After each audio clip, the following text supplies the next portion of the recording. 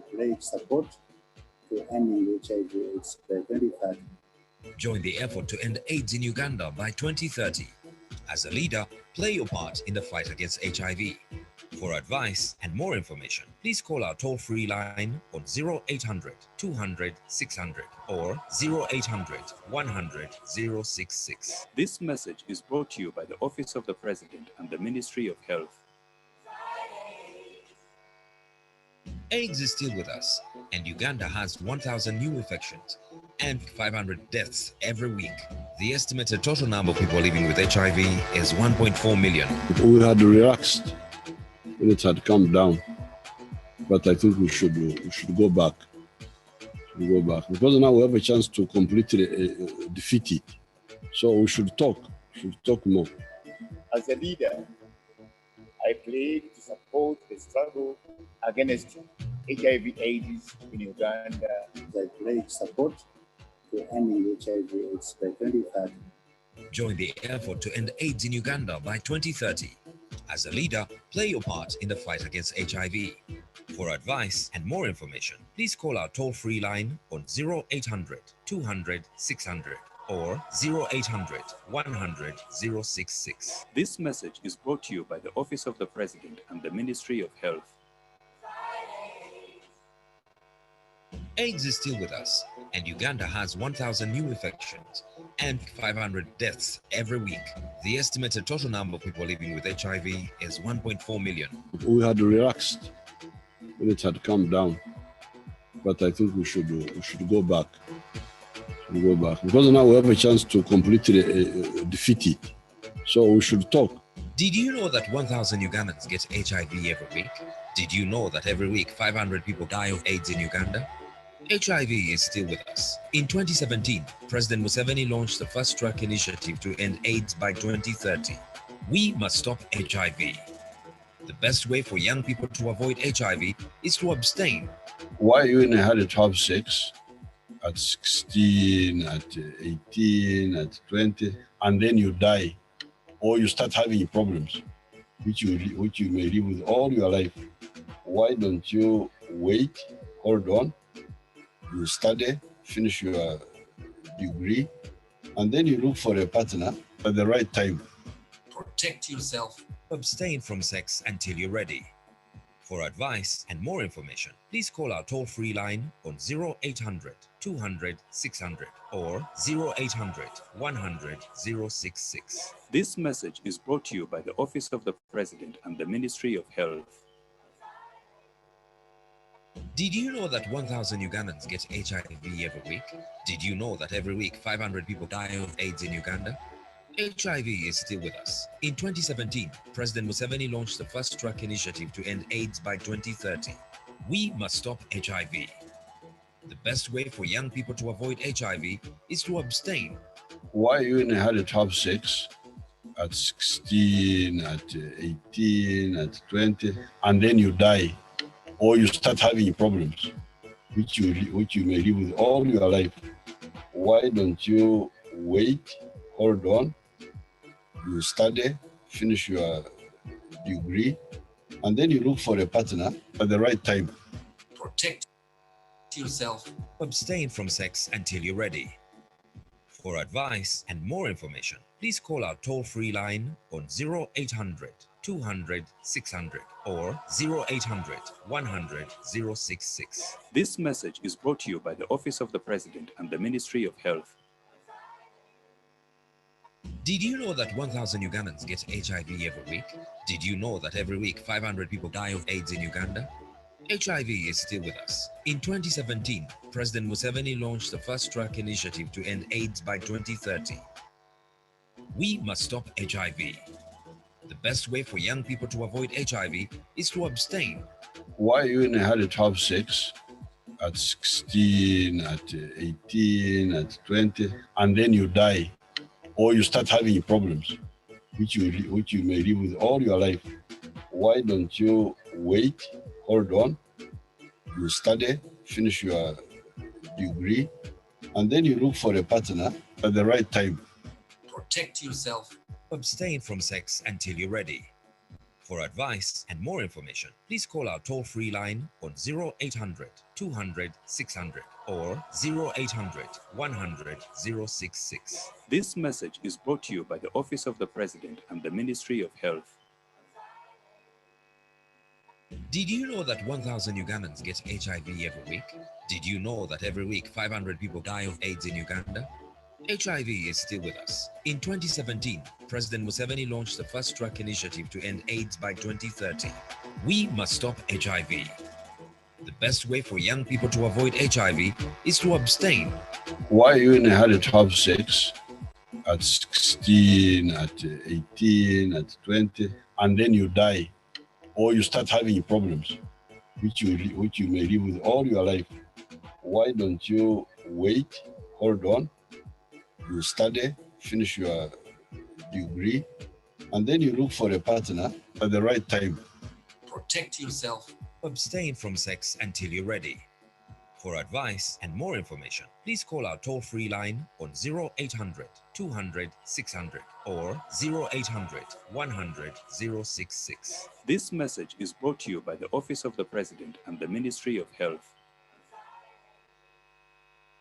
Did you know that 1,000 Ugandans get HIV every week? Did you know that every week 500 people die of AIDS in Uganda? HIV is still with us. In 2017, President Museveni launched the first track initiative to end AIDS by 2030. We must stop HIV. The best way for young people to avoid HIV is to abstain. Why you in had to have sex at 16, at 18, at 20, and then you die, or you start having problems, which you may live with all your life? Why don't you wait, hold on, you study, finish your degree, and then you look for a partner at the right time? Protect yourself. Abstain from sex until you're ready. For advice and more information, please call our toll-free line on 0800 200 600 or 0800 100 066. This message is brought to you by the Office of the President and the Ministry of Health. Did you know that 1,000 Ugandans get HIV every week? Did you know that every week 500 people die of AIDS in Uganda? HIV is still with us. In 2017, President Museveni launched the first track initiative to end AIDS by 2030. We must stop HIV. The best way for young people to avoid HIV is to abstain. Why you in had to have sex at 16, at 18, at 20, and then you die, or you start having problems, which you may live with all your life? Why don't you wait, hold on, you study, finish your degree, and then you look for a partner at the right time? Protect yourself. Abstain from sex until you're ready.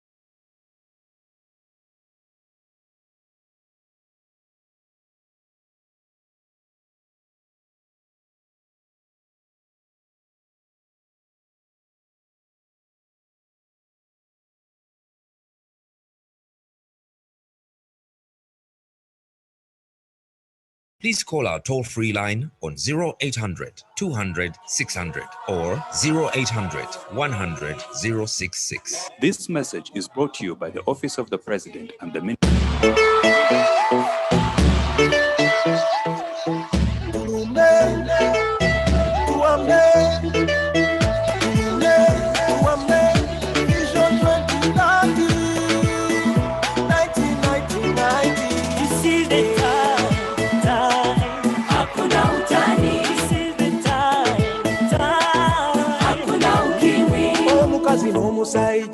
Define the health of a family. Mommy and daddy, every woman see. We the youth should close the tap for new infections. No more death in Uganda related to HIV. Together we win as youth in fighting HIV. Together we win as men. Everything we can do.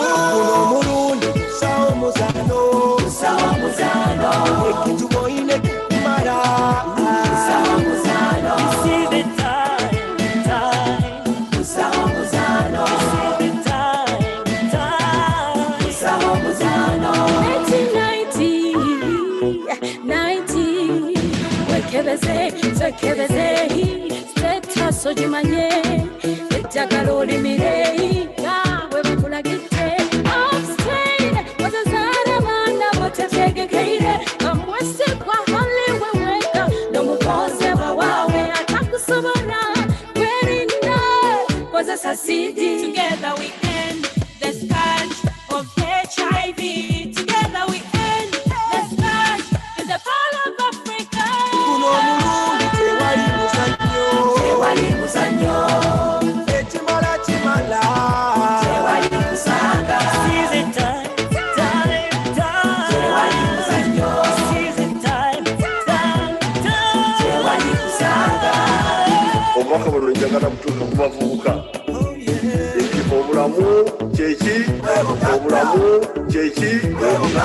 Kujenga nchi yetu inaomba afya njema, marafiki tusimame tupiganishe ugonjwa wa ukimwi leo.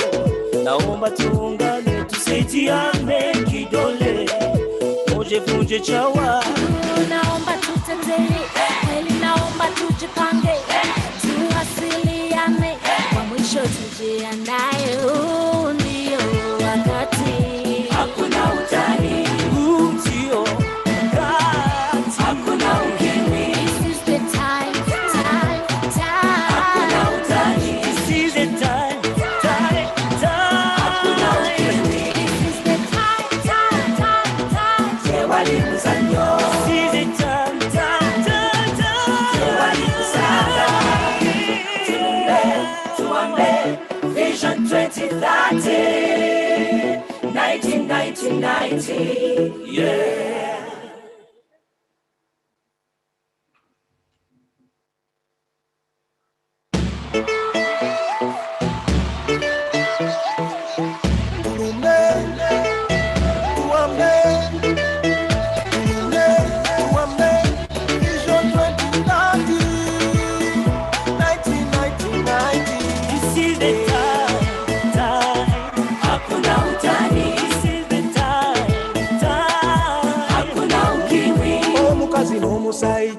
Define the health of a family.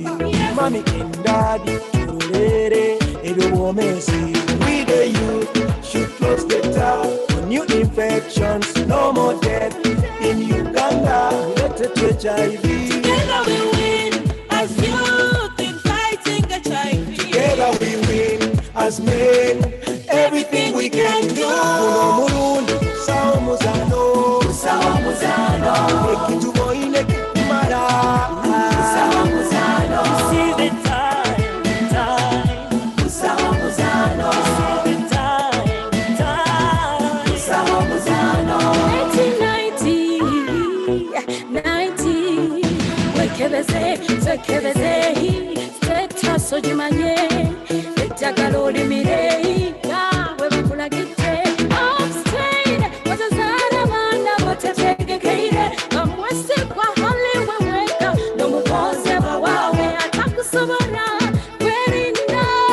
Together we end the scourge of HIV.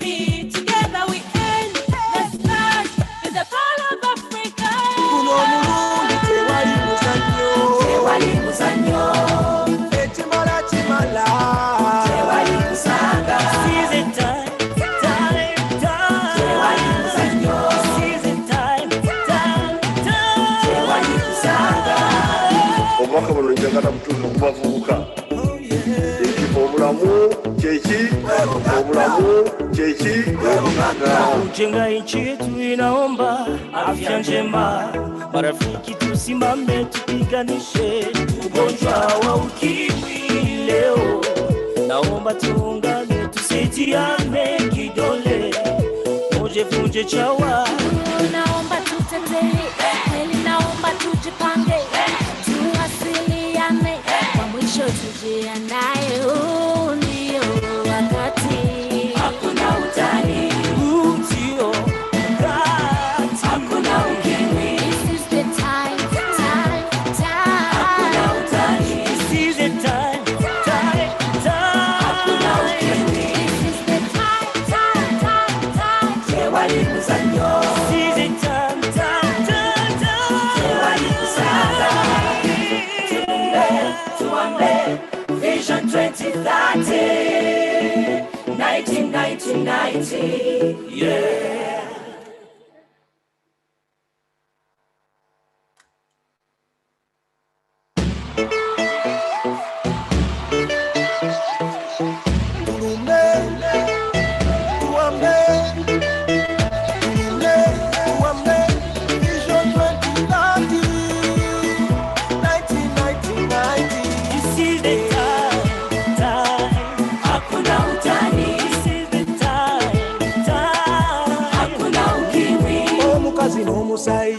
Defining the health of a family.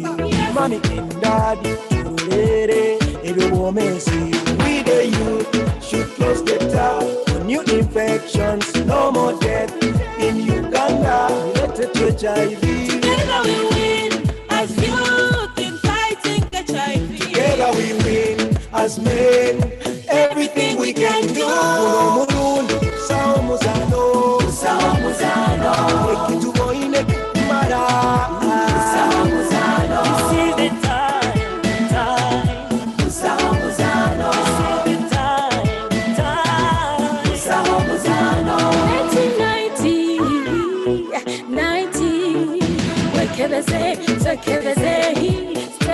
Sojimanye, etagalori mirei, nawe bakulagite. Abstain, wazazara manda watefege keire. Kamwese kwa hali weweka, nomukoze wawawe atakusomara. Kwerinda, kwaza sasidi. Together we end the scourge of HIV. Together we end the scourge in the Pearl of Africa.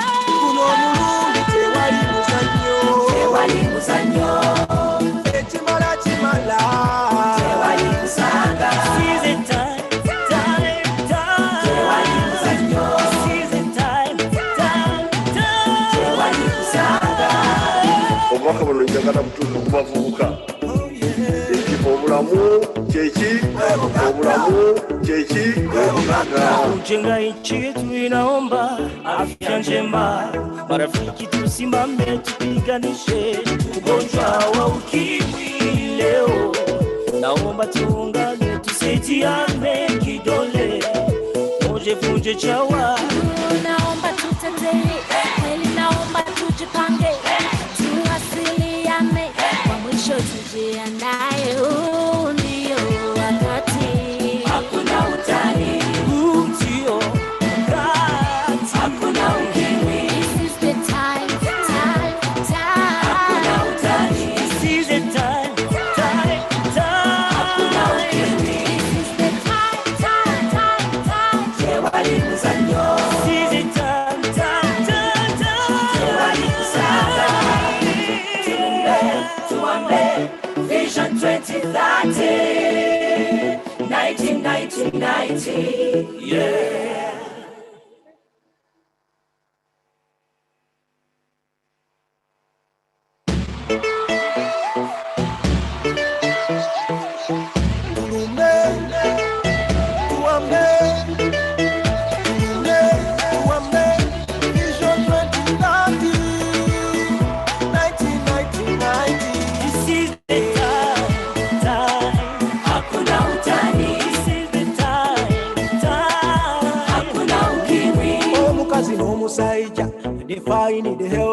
family.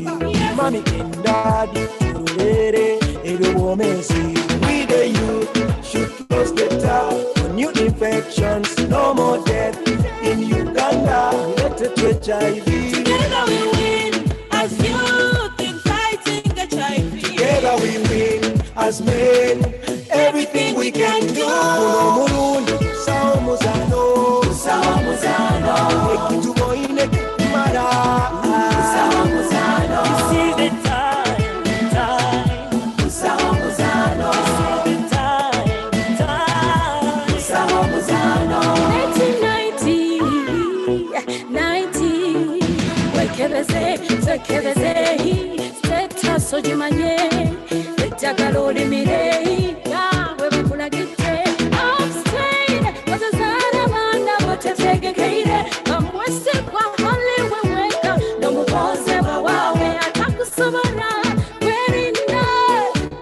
Together we end the scourge of HIV.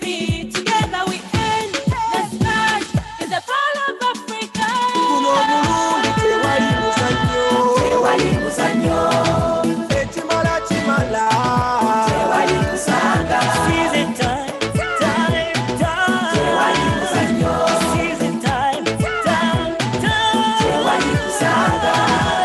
Obubaka buno njagala butuuze okubavubuka. Obulamu kyeki? Obulamu kyeki? Kujenga nchi yetu inaomba afya njema, marafiki tusimame tupiganishe ugonjwa wa ukimwi leo. Naomba tuungane tusaidiane kidole, moja vunje chawa. Naomba tutetee, heli naomba tujipange, tuwasiliane, kwa mwisho tujiandae. Huu ndio wakati, hakuna utani, Huu ndio wakati, hakuna ukimwi. This is the time, hakuna utani. This is the time. Hakuna ukimwi. This is the time. Jewali muzanyo. This is the time. Jewali kusanga. Tuambe, Vision 2030. 1990. Yeah.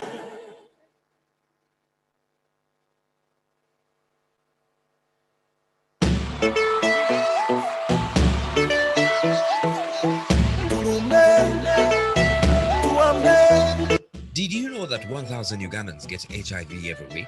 Did you know that every week 500 people die of AIDS in Uganda? HIV is still with us. In 2017, President Museveni launched the First Track initiative to end AIDS by 2030. We must stop HIV. The best way for young people to avoid HIV is to abstain. Why you only had to have sex at 16, at 18, at 20, and then you die, or you start having problems, which you may live with all your life? Why don't you wait, hold on, you study, finish your degree, and then you look for a partner at the right time? Protect yourself. Abstain from sex until you're ready. For advice and more information, please call our toll-free line on 0800 200 600 or 0800 100 066. This message is brought to you by the Office of the President and the Ministry of Health. Did you know that 1,000 Ugandans get HIV every week? Did you know that every week 500 people die of AIDS in Uganda? HIV is still with us. In 2017, President Museveni launched the First Track initiative to end AIDS by 2030. We must stop HIV. The best way for young people to avoid HIV is to abstain. Why you only had to have sex at 16, at 18, at 20, and then you die, or you start having problems, which you may live with all your life? Why don't you wait, hold on, you study, finish your degree, and then you look for a partner at the right time? Protect yourself. Abstain from sex until you're ready. For advice and more information, please call our toll-free line on 0800 200 600 or 0800 100 066. This message is brought to you by the Office of the President and the Ministry of Health. Did you know that 1,000 Ugandans get HIV every week? Did you know that every week 500 people die of AIDS in Uganda? HIV is still with us. In 2017, President Museveni launched the First Track initiative to end AIDS by 2030. We must stop HIV. The best way for young people to avoid HIV is to abstain. Why you in had to have sex at 16, at 18, at 20, and then you die, or you start having problems, which you may live with all your life? Why don't you wait, hold on, you study, finish your degree, and then you look for a partner at the right time? Protect yourself. Abstain from sex until you're ready. For advice and more information, please call our toll-free line on 0800 200 600 or 0800 100 066. This message is brought to you by the Office of the President and the Ministry of Health. Did you know that 1,000 Ugandans get HIV every week? AIDS is still with us, and Uganda has 1,000 new infections and 500 deaths every week. The estimated total number of people living with HIV is 1.4 million. We had relaxed when it had come down, but I think we should go back. Because now we have a chance to completely defeat it. So we should talk more. As a leader, I pledge to support the struggle against HIV/AIDS in Uganda. I pledge support to ending HIV/AIDS by 2030. Join the effort to end AIDS in Uganda by 2030. As a leader, play your part in the fight against HIV. For advice and more information, please call our toll-free line on 0800 200 600 or 0800 100 066. This message is brought to you by the Office of the President and the Ministry of Health. The estimated total number of people living with HIV is 1.4 million, and about 1.2 million are on treatment. People with HIV can still live a healthy life if they adhere to treatment. Health is wealth. Help Uganda become prosperous by remaining healthy. I take my ARVs every day. I am healthy and strong. Join the effort to end AIDS in Uganda by 2030. If you are living with HIV, take ARVs daily as advised by your health worker. For advice and more information, please call our toll-free line on 0800 200 600 or 0800 100 066. This message is brought to you by the Office of the President and the Ministry of Health. The estimated total number of people living with HIV is 1.4 million, and about 1.2 million are on treatment. People with HIV can still live a healthy life if they adhere to treatment. Health is wealth. Help Uganda become prosperous by remaining healthy. I take my ARVs every day. I am healthy and strong. Join the effort to end AIDS in Uganda by 2030. If you are living with HIV, take ARVs daily as advised by your health worker. For advice and more information, please call our toll-free line on 0800 200 600 or 0800 100 066. This message is brought to you by the Office of the President and the Ministry of Health. The estimated total number of people living with HIV is 1.4 million, and about 1.2 million are on treatment. People with HIV can still live a healthy life if they adhere to treatment. Health is wealth. Help Uganda become prosperous by remaining healthy. I take my ARVs every day. I am healthy and strong. Join the effort to end AIDS in Uganda by 2030. If you are living with HIV, take ARVs daily as advised by your health worker. For advice and more information, please call our toll-free line on 0800 200 600 or 0800 100 066. This message is brought to you by the Office of the President and the Ministry of Health. The estimated total number of people living with HIV is 1.4 million, and about 1.2 million are on treatment. People with HIV can still live a healthy life if they adhere to treatment. Health is wealth. Help Uganda become prosperous by remaining healthy. I take my ARVs every day. I am healthy and strong. Join the effort to end AIDS in Uganda by 2030. If you are living with HIV, take ARVs daily as advised by your health worker. For advice and more information, please call our toll-free line on 0800 200 600 or 0800 100 066. This message is brought to you by the Office of the President and the Ministry of Health. The estimated total number of people living with HIV is 1.4 million, and about 1.2 million are on treatment. People with HIV can still live a healthy life if they adhere to treatment. Health is wealth. Help Uganda become prosperous by remaining healthy. I take my ARVs every day. I am healthy and strong. Join the effort to end AIDS in Uganda by 2030. If you are living with HIV, take ARVs daily as advised by your health worker. For advice and more information, please call our toll-free line on 0800 200 600 or 0800 100 066. This message is brought to you by the Office of the President and the Ministry of Health. The estimated total number of people living with HIV is 1.4 million, and about 1.2 million are on treatment. People with HIV can still live a healthy life if they adhere to treatment. Health is wealth. Help Uganda become prosperous by remaining healthy. I take my ARVs every day. I am healthy and strong. Join the effort to end AIDS in Uganda by 2030. If you are living with HIV, take ARVs daily as advised by your health worker. For advice and more information, please call our toll-free line on 0800 200 600 or 0800 100 066. This message is brought to you by the Office of the President and the Ministry of Health.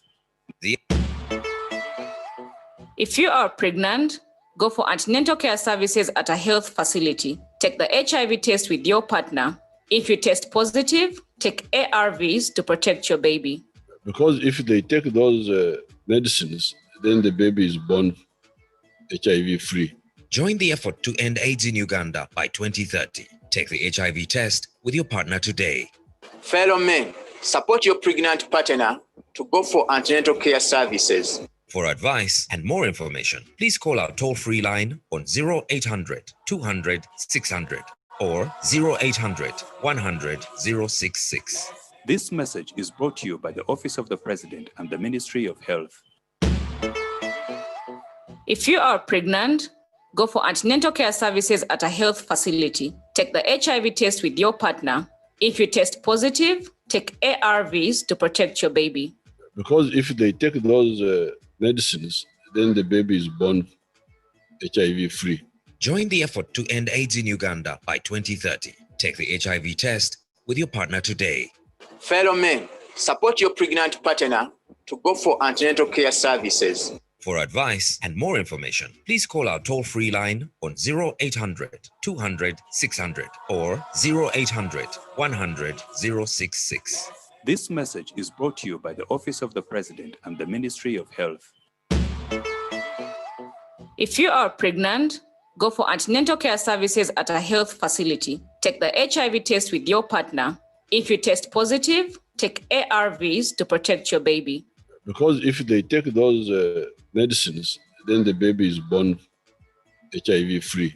Join the effort to end AIDS in Uganda by 2030. Take the HIV test with your partner today. Fellow men, support your pregnant partner to go for antenatal care services. For advice and more information, please call our toll-free line on 0800 200 600 or 0800 100 066. This message is brought to you by the Office of the President and the Ministry of Health. AIDS is still with us, and Uganda has 1,000 new infections and 500 deaths every week. The estimated total number of people living with HIV is 1.4 million. We had relaxed when it had come down, but I think we should go back. Because now we have a chance to completely defeat it. So we should talk more. As a leader, I pledge to support the struggle against HIV/AIDS in Uganda. I pledge support to ending HIV/AIDS by 2030. Join the effort to end AIDS in Uganda by 2030. As a leader, play your part in the fight against HIV. For advice and more information, please call our toll-free line on 0800 200 600 or 0800 100 066. This message is brought to you by the Office of the President and the Ministry of Health.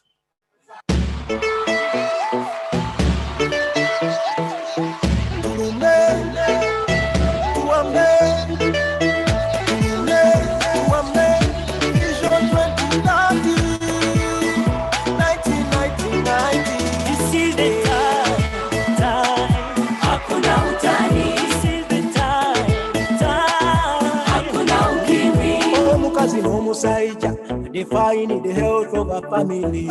Mommy and daddy, we the youth should close the tap. New infections, no more death in Uganda. Related to HIV. Together we win as youth in fighting HIV. Together we win as men. Everything we can do.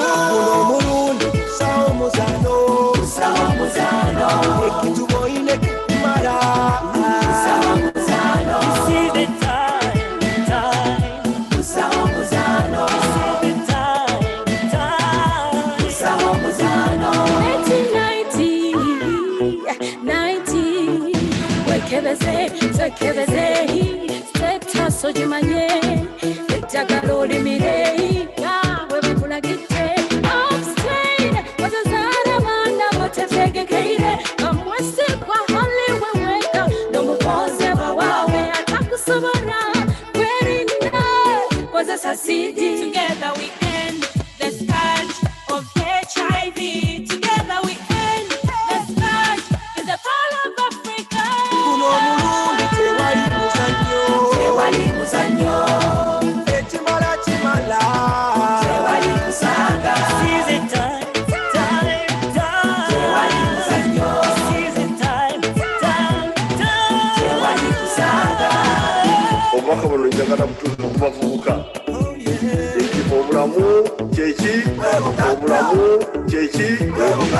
Kujenga nchi yetu inaomba afya njema, marafiki tusimame tupiganishe ugonjwa wa ukimwi leo. Naomba tuungane tusaidiane kidole, moja funje chawa. Naomba tutetee, naomba tujipange, tuwasiliane, kwa mwisho tujiandae. Ndio wakati, hakuna utani.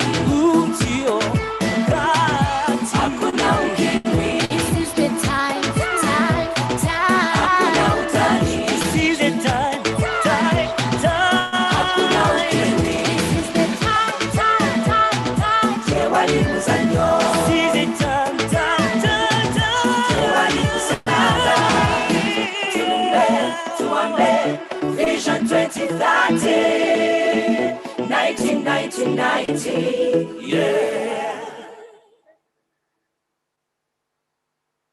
AIDS is still with us, and Uganda has 1,000 new infections and 500 deaths every week. The estimated total number of people living with HIV is 1.4 million. We had relaxed when it had come down, but I think we should go back. Because now we have a chance to completely defeat it. So we should talk more. As a leader, I pledge to support the struggle against HIV/AIDS in Uganda. I pledge support to ending HIV/AIDS by 2030. Join the effort to end AIDS in Uganda by 2030. As a leader, play your part in the fight against HIV. For advice and more information, please call our toll-free line on 0800 200 600 or 0800 100 066. This message is brought to you by the Office of the President and the Ministry of Health. AIDS is still with us, and Uganda has 1,000 new infections and 500 deaths every week. The estimated total number of people living with HIV is 1.4 million. We had relaxed when it had come down, but I think we should go back. Because now we have to defeat it. So we should talk more. As a leader, I pledge to support the struggle against HIV/AIDS in Uganda. I pledge support to ending HIV/AIDS by 2030. Join the effort to end AIDS in Uganda by 2030. As a leader, play your part in the fight against HIV. For advice and more information, please call our toll-free line on 0800 200 600 or 0800 100 066. This message is brought to you by the Office of the President and the Ministry of Health. AIDS is still with us, and Uganda has 1,000 new infections and 500 deaths every week. The estimated total number of people living with HIV is 1.4 million. We had relaxed when it had come down, but I think we should go back. Because now we have a chance to completely defeat it. So we should talk more. As a leader, I pledge to support the struggle against HIV/AIDS in Uganda. I pledge support to ending HIV/AIDS by 2030. Join the effort to end AIDS in Uganda by 2030. As a leader, play your part in the fight against HIV. For advice and more information, please call our toll-free line on 0800 200 600 or 0800 100 066. This message is brought to you by the Office of the President and the Ministry of Health. AIDS is still with us, and Uganda has 1,000 new infections and 500 deaths every week. The estimated total number of people living with HIV is 1.4 million. We had relaxed when it had come down, but I think we should go back. Because now we have a chance to completely defeat it. So we should talk more. As a leader, I pledge to support the struggle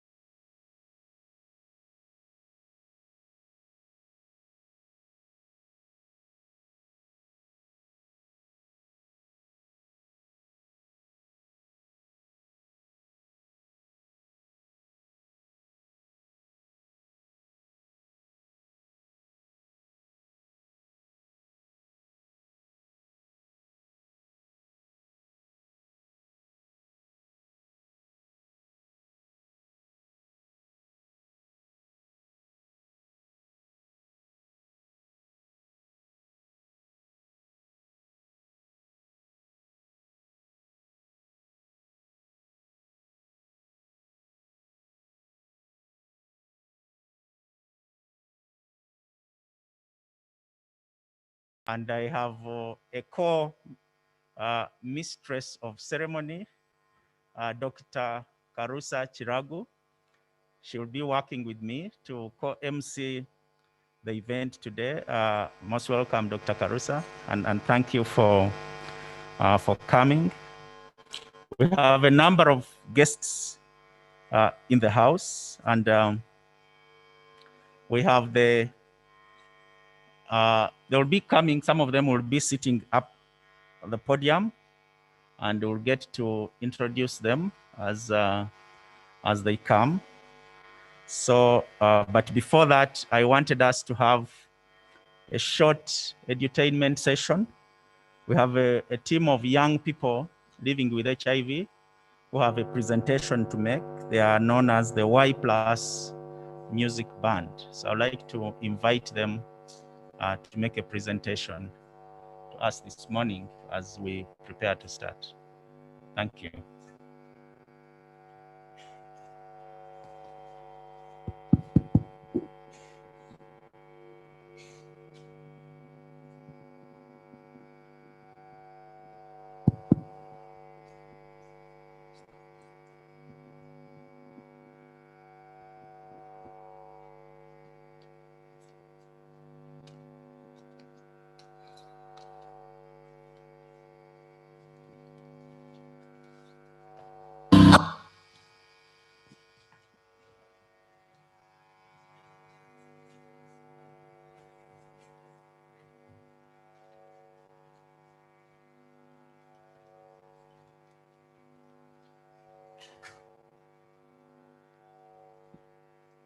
Good morning. My name is Gloria Nawanyaga, and this is the Y+ Music Band, and I am the founder. The Y+ Music Band is a band for both young people infected and affected with HIV, and we use our talents through edutainment to create a positive impact in our communities. DJ, I think they're ready. All the nations rise up. Let us speak up about HIV. We must wake up. Everybody team up. Let us join our voices to fight HIV. There's no more need to cry. No need to cry. All we need is to rise up. Let's rise up. Sensitize people about HIV, as well as helping those we need. The time is now for us all to break the silence. If we truly want to reduce on the death rates of our people dying of HIV and the AIDS, then it's high time we got on credit awareness among the people around town and those in villages where HIV is still perceived the death sentence. Let us encourage them to pass their sexual meds. To me, I think this will make more sense when everybody goes for bloody testing and freely discloses the status. We must stop closing eyes to the truth, because we owe to tell the facts, not the lies. We don't have to sit down and wait for government. I mean, together we can fight HIV too. There's no more need to cry. No need to hide. All we need is to rise up. Let's rise up. Sensitize people about HIV, as well as helping those we need. It's bad, people are dying. All AIDS, and no one should die. Ignorance, the need to rise. Awareness on the global platform.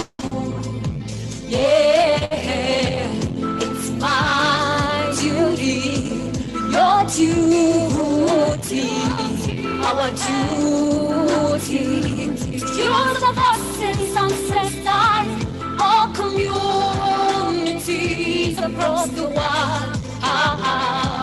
Be the voice to the voiceless, and the help to the helpless. neglected, aware of sexual reproductive health and life. Just the spread of HIV,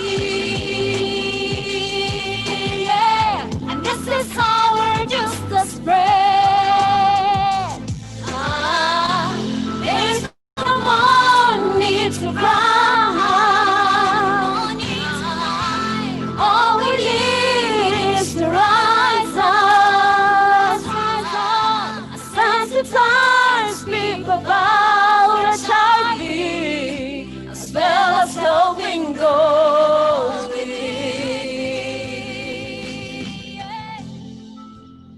Thank you. Our next song is called Fight HIV, and we are in the struggle, all of us, to fight HIV. Join me to sing the song. Hey! Oh, it's time. Oh, it's time. It's time. It's time to fight HIV. Oh, it's time. It's time. Oh, it's time. It's time. It's time to fight HIV. China Bureau. And it's what I take, baby, to survive. No great sayonara, okuma, nanira kauka, aleta ukenya. You're gonna win no more. We're gonna love you and support you for you.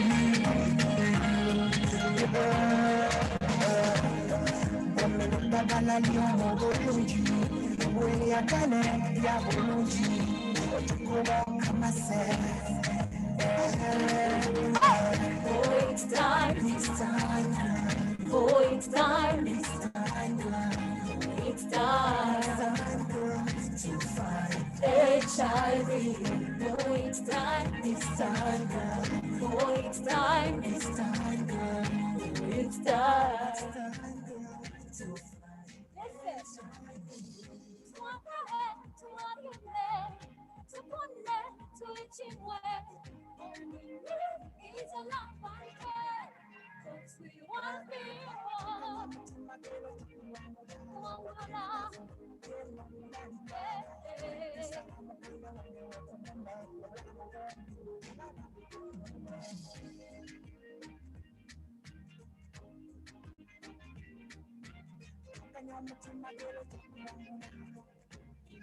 Cause we want people.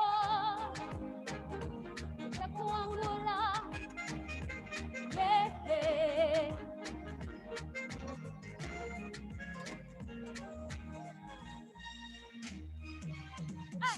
Oh, it's time. Oh, it's time. Oh, it's time. HIV. Oh, it's time. Oh, it's time. Oh, it's time. Yeah. The time is now to fight HIV.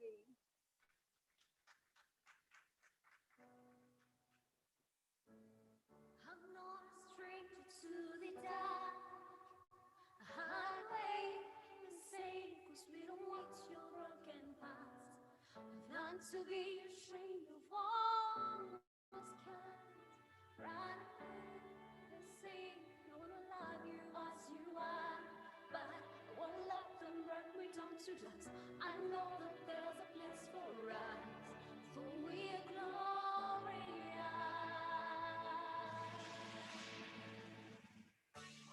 When the shadows plans when I'm cutting down, when the sound of life gonna draw them out. I am breath, I am groove, I am who I'm meant to be. This is me. Look out, 'cause here I come. And I'm marching on to the finish ground. I'm not scared to be seen. I make no apologies. This is me. Yeah, yeah, yeah, yeah, yeah, yeah. Yeah, yeah, yeah, yeah, yeah, yeah.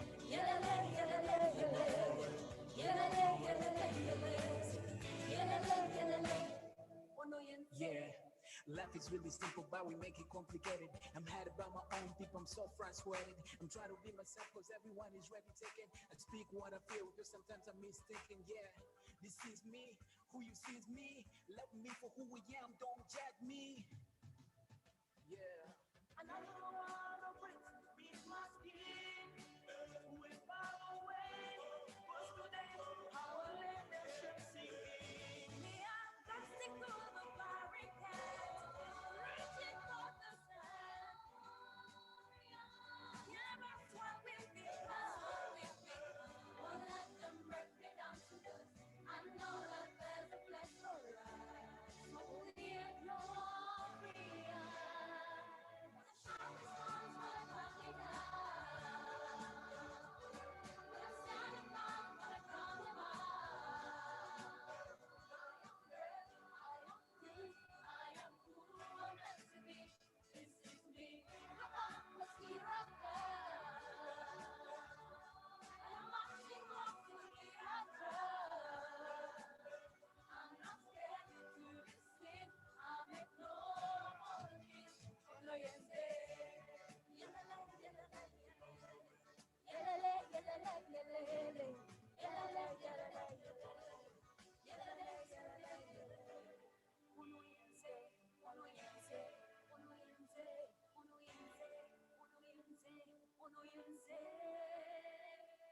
When the sharpest ones wanna cut me down, gonna send a flood, gonna drown them out. I am brave, I am bruised, I am who I'm meant to be. This is me. White Glass Music Band. Thank you so much. This is the Y Plus Music Band, and we're so humbled to be here.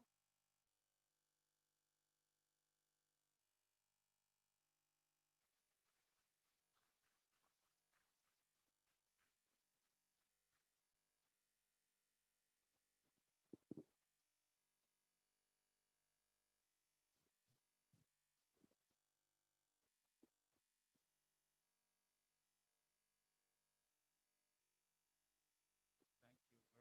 Another round of applause for the Y Plus Music Band. You can see great talent there. Very, very innovative young people. They also have other things they are pursuing. They don't do this full time. I know for sure that Gloria, the founder of the group, is pursuing her degree in law. I think she's towards completion if it wasn't for COVID. Yeah, so these are very, very talented young people indeed, and we need to support them.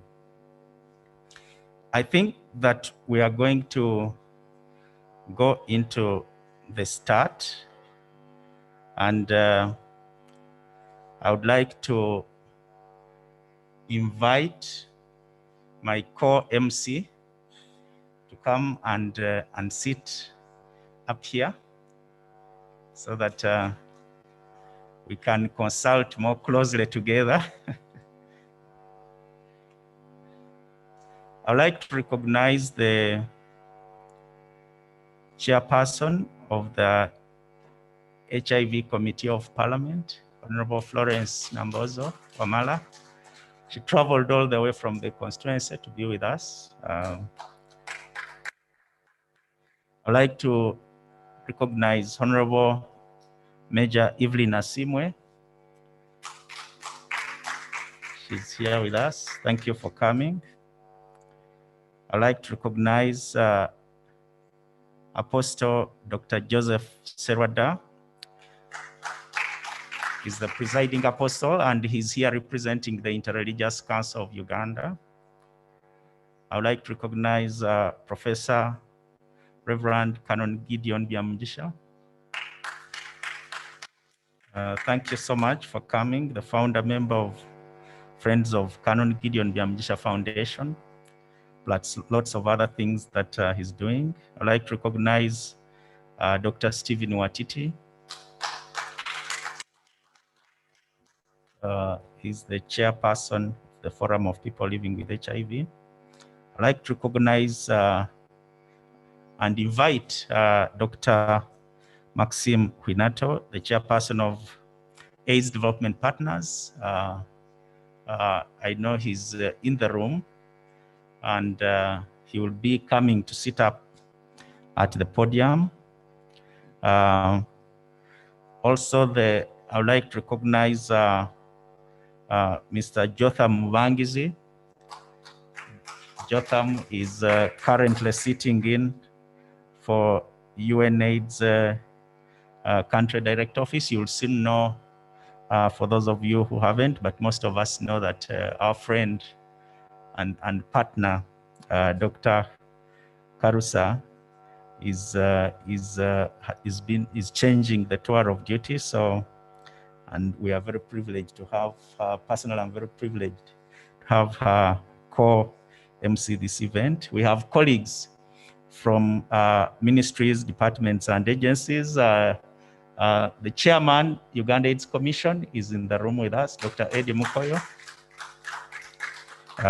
Dr. Joshua Musinguzi, the head of the AIDS control program at the Ministry of Health, and other colleagues from the Ministry of Health. We have colleagues from other ministries, departments, and agencies. We have colleagues from development partners. We have representatives, other representatives of people living with HIV, and we will not be introducing every one of them. During the event, we will get to know each one of us. So let me consult for one moment, and then I'll let you know what is happening next.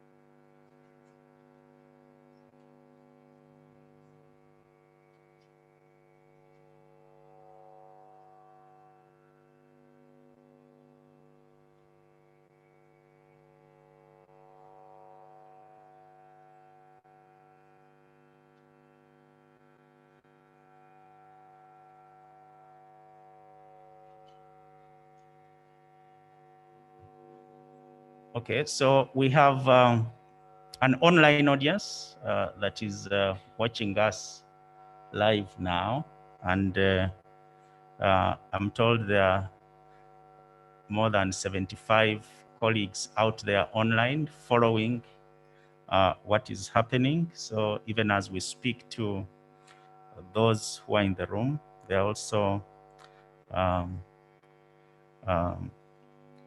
our other colleagues watching us. So I'd like to now invite Canon Gideon to come and say a prayer so that we can start this formally.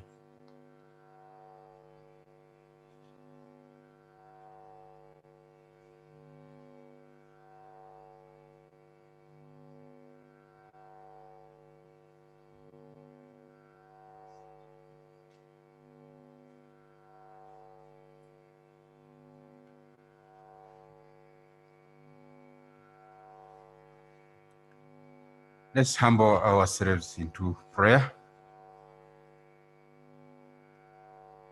Loving God, we are so grateful that you have allowed us, by your grace, to convene this morning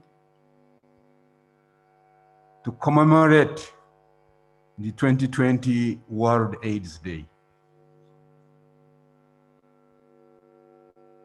We are doing this mindful of your grace, of your love, of your help that has enabled us to remain strong, resilient, and focused on working with you to ensure that by 2030, we have consigned this epidemic to the books of history. So in that spirit, we thank you for the science, for the breakthroughs in medicine, for the strong leadership you have mobilized on our behalf, starting from His Excellency, the President of Uganda, who is leading the Presidential Fast Track initiative to make sure that by 2030, AIDS has ended as a public health threat. His teams in the Ministry of the Presidency, especially the Uganda AIDS Commission, the board and the secretariat who have convened us here.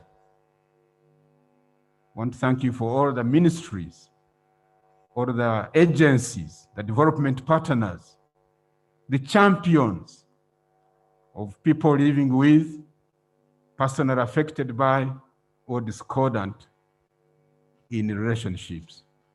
We thank you for the service providers. We thank you for the religious leaders. We thank you for the families and the communities. And as we engage today, may whatever is said and done here be for your glory, number one, but also for giving us more holistic energy to do more in 5 areas. Number one, to eliminate the stigma and the shame and the denial and the discrimination that still makes ending new infections 1,000 every week per year, every week to be hard to eliminate because of the stigma. So we pray that whatever we do here and say should guide us on how to better our efforts in that area. Also in the area of multiplying safe behaviors and practices, not only just for AIDS, but also for COVID. Increasing access and adherence to treatment and to good nutrition. Increasing our testing and counseling services so that the 95 by 95 and by 95 targets by 2025 are done. And finally, but even most importantly, to see how we can empower our loved ones who are either positive or most at risk of getting AIDS today, tomorrow, or next week. We pray, trusting you have heard us, and that you will continue to accompany the families in grief who have lost their loved ones, not just in AIDS, but in many other areas. We won't forget to include in the prayer our own host, the Minister for the Presidency, who is together with her family and her dear husband, are grieving the loss of their son. There are so many families like them who are grieving the loss of their loved ones. Be with them, comfort them, be their hope. In Jesus' name I do pray. Amen.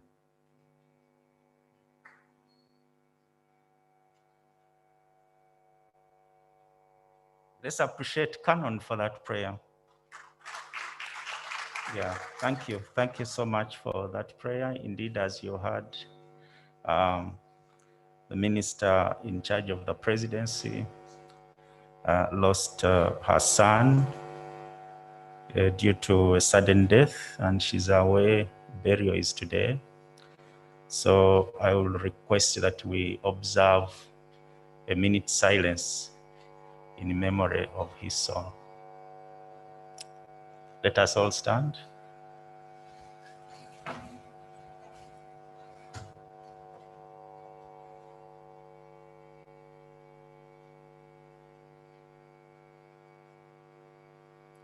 May the Almighty God rest his soul in peace.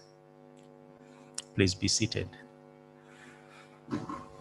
We've been joined by Her Excellency, the Ambassador of the United States of America. Her Excellency Natalie E. Brown, you're most welcome. Thank you. Thank you so much for coming. I'll now invite the Chair of the AIDS Development Partners, Dr. Maxime, to come and sit up front.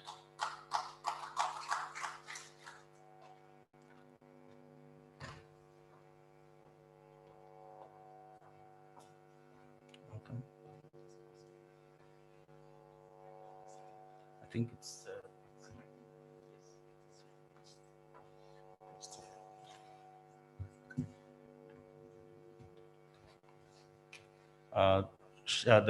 the representative of the Minister of Health, who is the Minister of State, will be joining us. The Prime Minister will also be joining us. I will invite the person representing people living with HIV, the one who will make a statement, Quraish Mobiru, to come and also join the podium. Is Quraish here? Yes, please go to join the extreme end.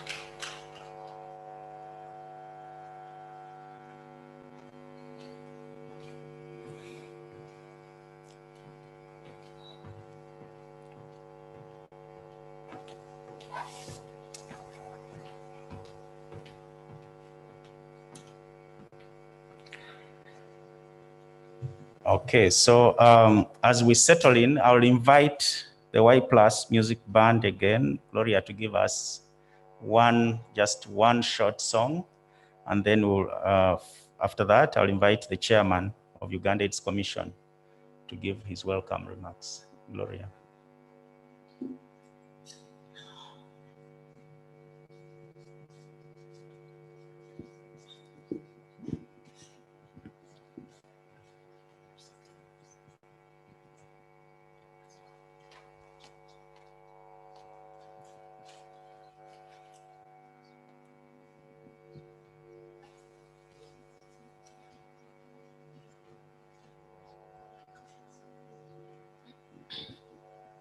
Hello, everyone.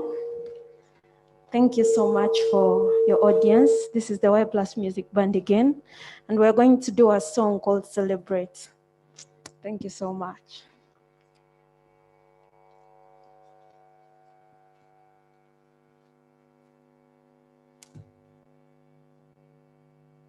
About HIV, we must wait.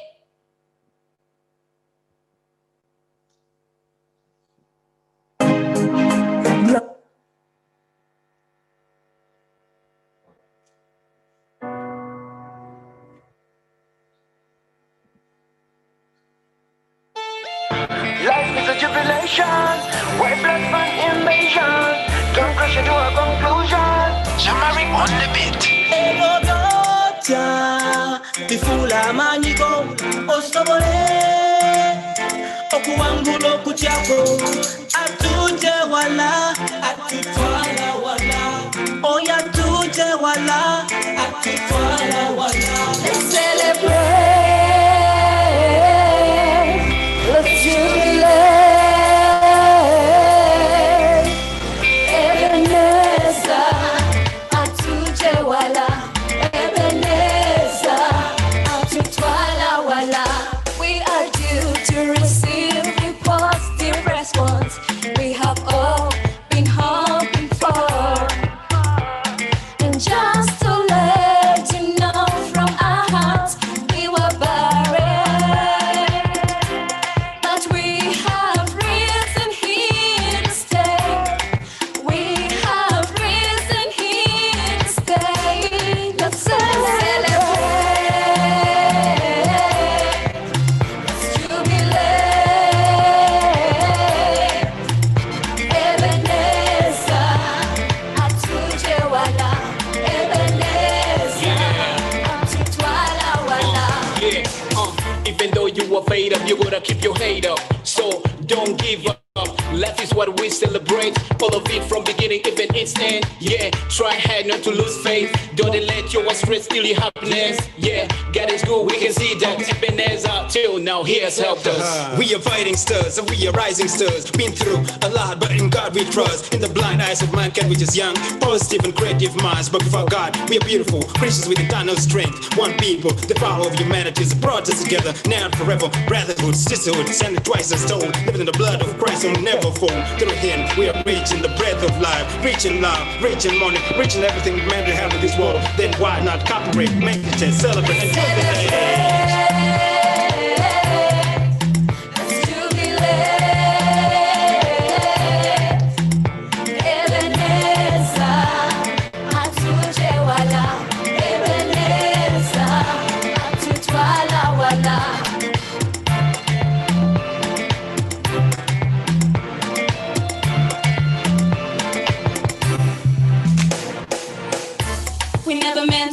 grateful.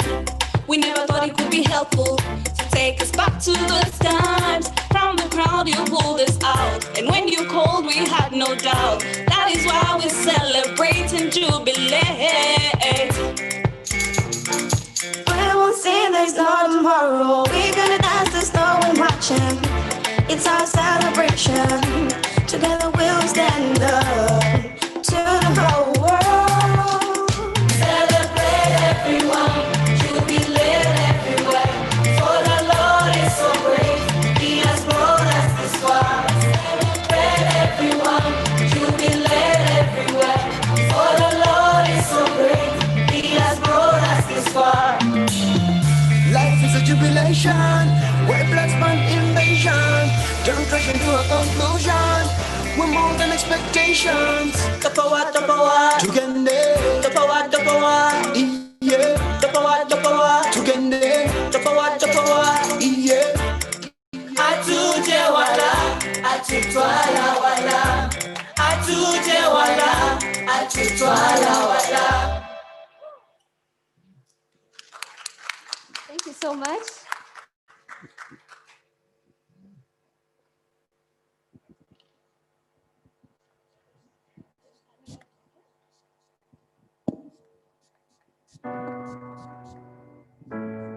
Hang on. Okay, another round of applause for the Y Plus Music Band. Yes, as I said before, you can see the talent that that exists. Now, I'd like to announce and inform you that we have HIV testing services.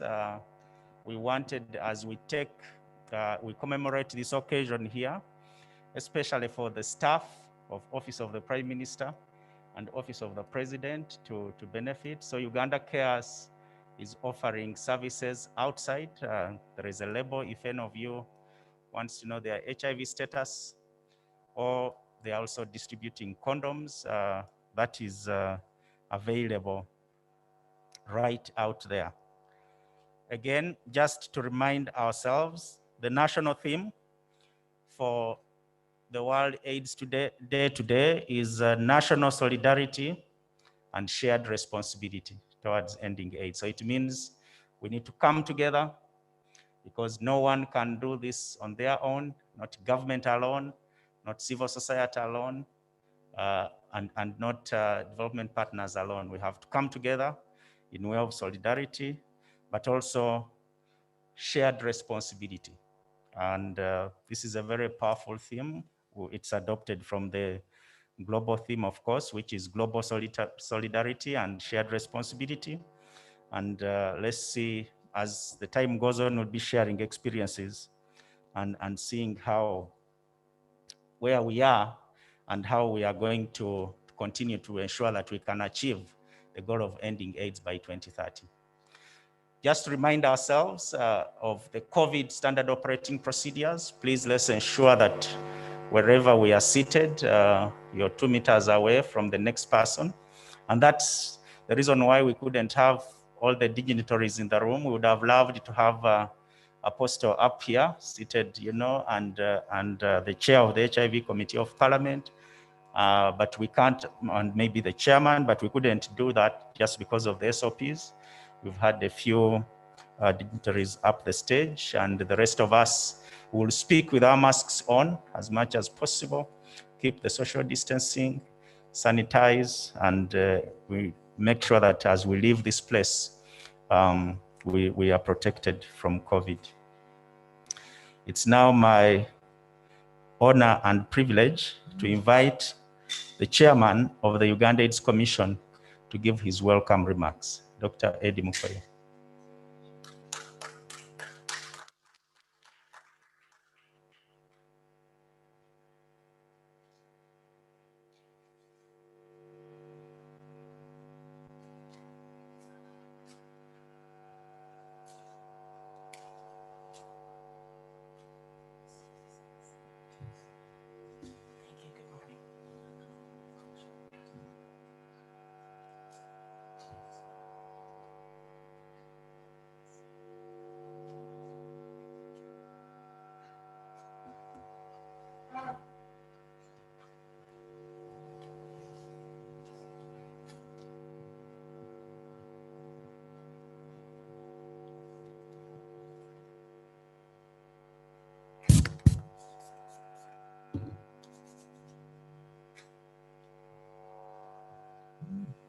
the chief guest, His Excellency the Prime Minister of Uganda, will be joining us shortly. The Honorable Minister of Health, who is also on her way coming. His Excellency the Ambassador of US Government, Ms. Natalia E. Brown, most welcome to Uganda and this function in particular. The Chairperson, HIV Committee of Parliament, most welcome, Honorable Nambozi. Outgoing Executive Director of UNAIDS, Chairperson, AIDS Development Partners, most welcome. Representatives of the faith-based organizations, representative of people living with HIV, Director General, Uganda AIDS Commission and team, all partners here present and those who are virtual, ladies and gentlemen. It is my pleasure to welcome you to this national commemoration of the World AIDS Day.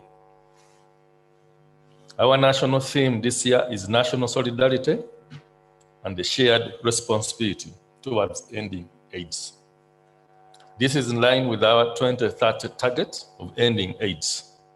It is important for each of us to reflect on our individual and collective responsibility towards ending AIDS in Uganda. We thank all of you partners for your contribution towards the progress that Uganda is making in responding to the burden of HIV and AIDS over the last 4 decades. The HIV prevalence rates in the general population have been reduced, and Uganda is ranked among the first 14 countries globally to have achieved the UNAIDS second and third targets, i.e. 90% of all people living with HIV being put on treatment, and 90% of those on treatment being very suppressed. This positions Uganda on track to achieve the ambitious goal of ending AIDS as a public health threat by 2030. But this is possible only if we can remain focused, not to lose the gains made. Let us use this World AIDS Day occasion to further reinvigorate our efforts and commitment towards preventing and ending AIDS, HIV and AIDS. We appreciate the high-level political commitment and action by His Excellency, the President of the Republic of Uganda. Let us continue to work together to enhance community mobilization and engagement for social and behavior change, respect for the rights of people living with HIV and other vulnerable populations. I would like to thank the media fraternity for continuing to drive the campaign on HIV/AIDS prevention. Your collaboration with the government in airing accurate and consistent messages goes a long way towards our efforts to end AIDS. Please keep up with the media campaign, especially throughout the forthcoming Christmas festival season and beyond. Lastly, I urge everyone to remain vigilant in observing the standard operating procedures for prevention of COVID-19. Let us remain vigilant to prevent new HIV infections and prevent the spread of COVID-19. I wish you a peaceful and safe festival season and Happy New Year. Thank you.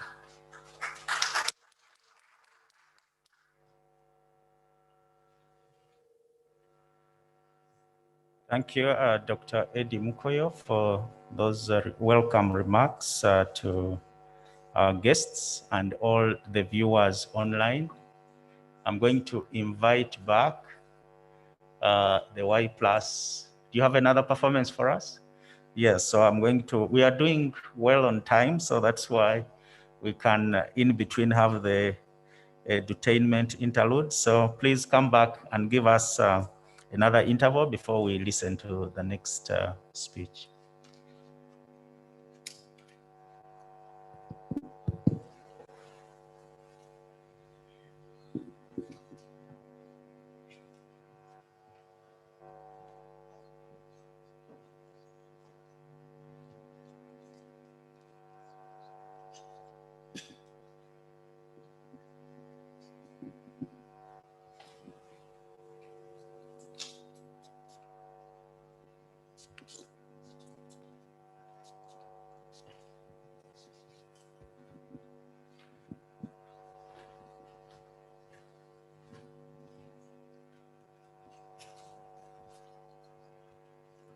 Thank you so much for this great opportunity. As I said earlier, the Y Plus Music Band is also in the fight over ending HIV/AIDS by 2030.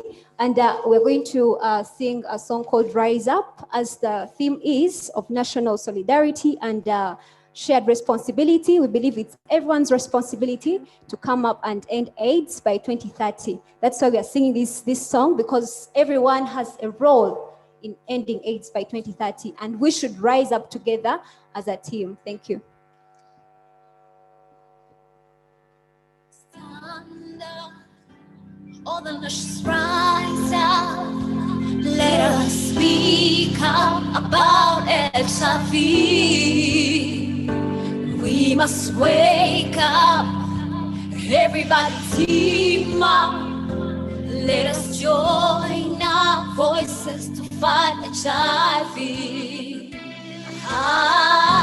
There's no more need to cry.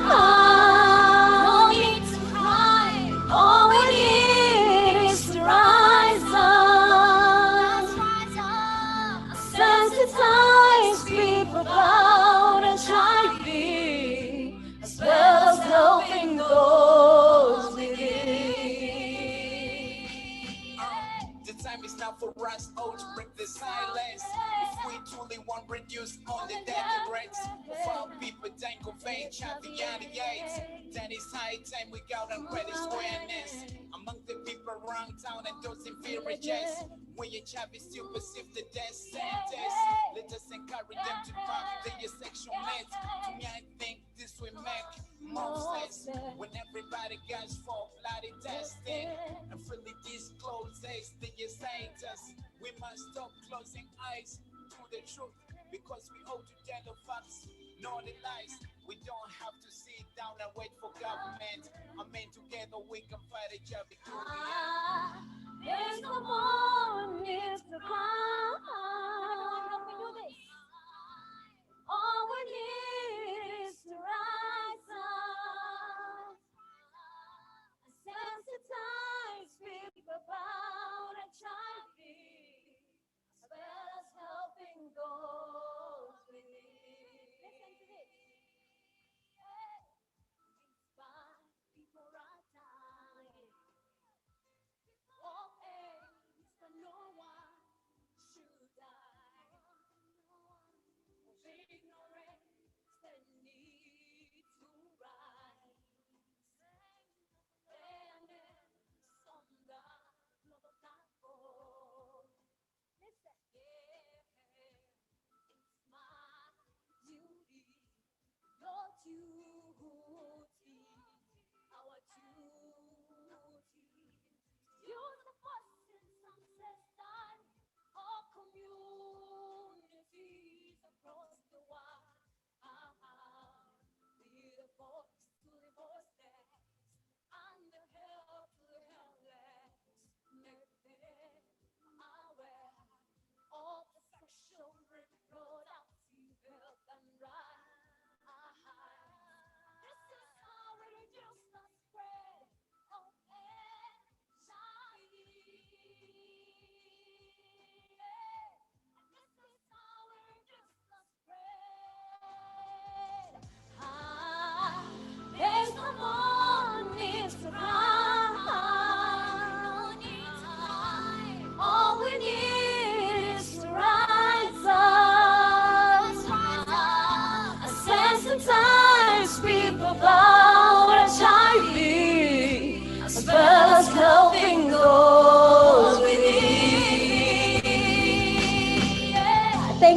so much.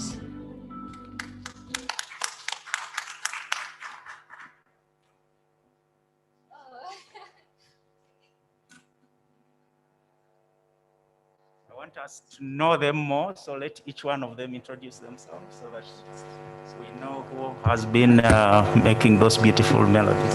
Okay, let me start. My name is Gloria Nawanyaga, and I'm also a young person living with HIV. I'm an HIV advocate. I'm a lawyer in the making. I'm in my final year and about to graduate, and I'm the founder of the Y Plus Music Band and the Young Positives Foundation. My name is Regan Okod. I'm a member of the Y Plus Music Band. I'm a student at Makerere University, pursuing a bachelor degree in computer science. I'm so pleased to work with this team of mine, as we speak the same language towards ending HIV stigma and much more.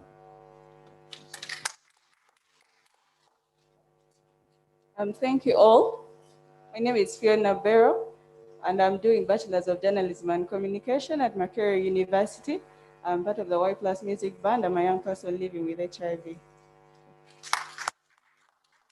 Thank you all to meet you. I'm named by Faisal Katende. I'm working with the Life Medical Services. I'm an ambassador, an advocate in social media advocacy. I'm doing civil engineering at Chambago University. Hello, everyone. My name is Michelle Alum. I am the Vice President and Acting President of the Y Plus Music Band. I am also engineering a campaign we are going to run on the 21st of December at the Cancer Institute, which we are calling the Cancer Free Christmas campaign. The Y Plus Music Band is deciding to give back to the community. We are thankful for all your love. We are thankful for all your support. And that is why this Christmas, we're going to put a smile on the faces of our friends at the Cancer Institute. We intend to visit 100 people. So if you want to support us, if you want to show your love to the Y Plus Music Band, please show it through supporting us in this venture we are having on the 21st of December at the Cancer Institute. God bless you so much. Thank you. Thank you so much. So you can see that our efforts are definitely bearing fruit, because you can see the immense talent in there, what these young people are doing, the potential that they just have in terms of pursuing their individual careers, but also what they are trying to do now in a way of giving back to the community. It's very, very powerful. So thank you so much, the Y Plus Band, for that positive attitude and showing, and that fight against stigma, because the stigma remains one of the key bottlenecks for us to ending AIDS as a public health threat. And the more we see people who come out and we are able to say, you can still live positively, you can still contribute to the community, to yourself, to your family, to the country, even when you're living positively. And then, you know, more people who are hesitating. There are lots of people out there probably in the process of making a decision, even after knowing their HIV status, whether they should start on treatment or not. But when they see testimonies like this, then they are able to come forward. Thank you very much indeed. I'd like now to, with much honor and privilege, join me to invite the presiding apostle, Dr. Joseph Serwada, to give us a statement.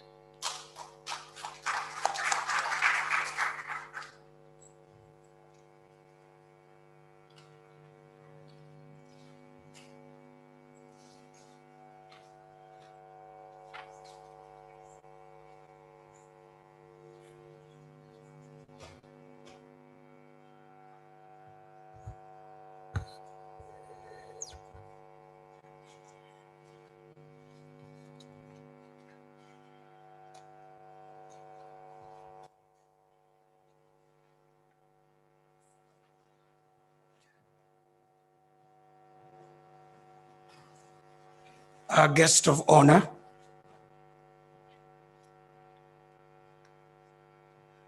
Your Excellency, the U.S. Ambassador,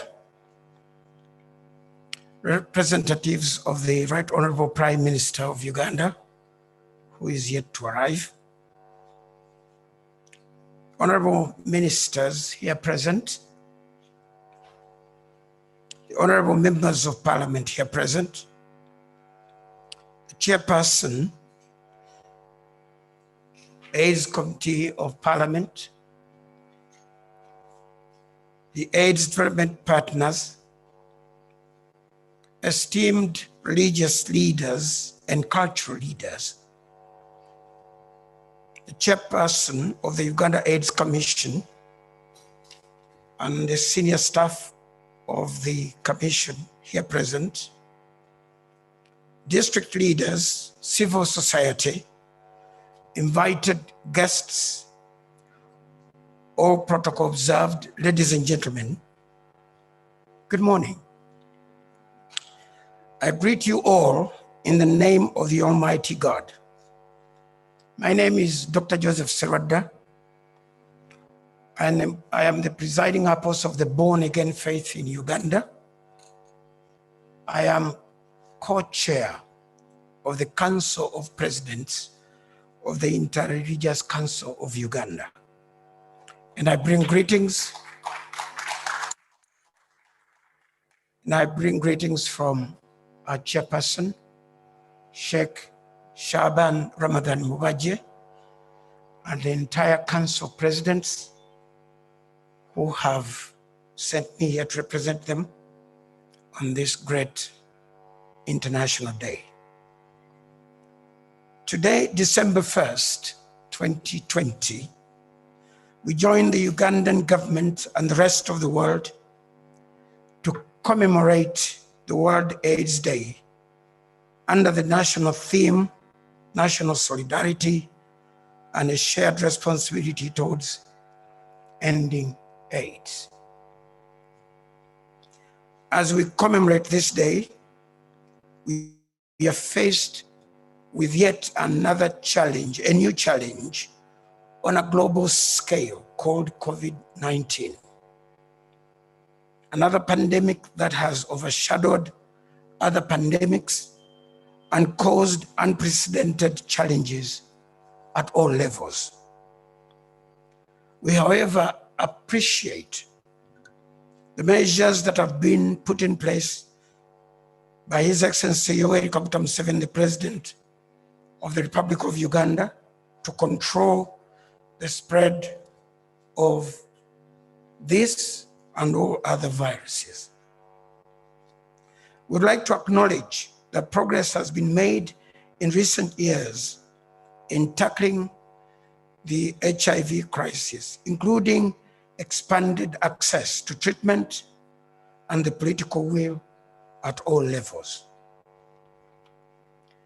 During the year, our faith-based institutions and organizations and their members have played a significant role in mobilizing communities, educating them on HIV and COVID-19 prevention protocols, challenging stigma and discrimination, advocating for testing, treatment, and support, and stand together with those living with HIV. With nearly 1.4 million people living with HIV in Uganda, we celebrate those that are accessing treatment while recognizing the thousands of people yet unreached and those at risk of infection who must not be left behind. The World AIDS Day coincides with the time of marking the 16 days of activism against gender-based violence. Those experiencing sexual violence are more at risk of HIV infection. We pray for those living with or affected by HIV and for their loved ones. We pray that we will receive strength and courage to fight injustices, inequalities, and stigma, and discrimination within our faith communities everywhere. Amidst the numerous challenges challenges posed by COVID-19, I wish to conclude by calling in each one of us and the leadership to urgently act and recommit to support access to prevention and information and services to all. Something seems to be combining these two viruses to work together against our communities. We need to ensure that 95% of all people and children living with HIV know their status, that 95% of all those who know that they are HIV positive have access to optimal antiretroviral, and the other 95 of those that are on treatment have suppressed viral loads. I believe that achieving these targets requires very strong national solidarity and a shared responsibility. As people of faith, we commit to do our part to help achieve this 95 by 95 by 95 targets, and we invite others to do the same. As leaders, you can count on our support and personal effort to end the HIV and AIDS epidemic by 2030. For God and my country, and I thank you all for listening to me on behalf of the Interreligious Council of Uganda. Thank you.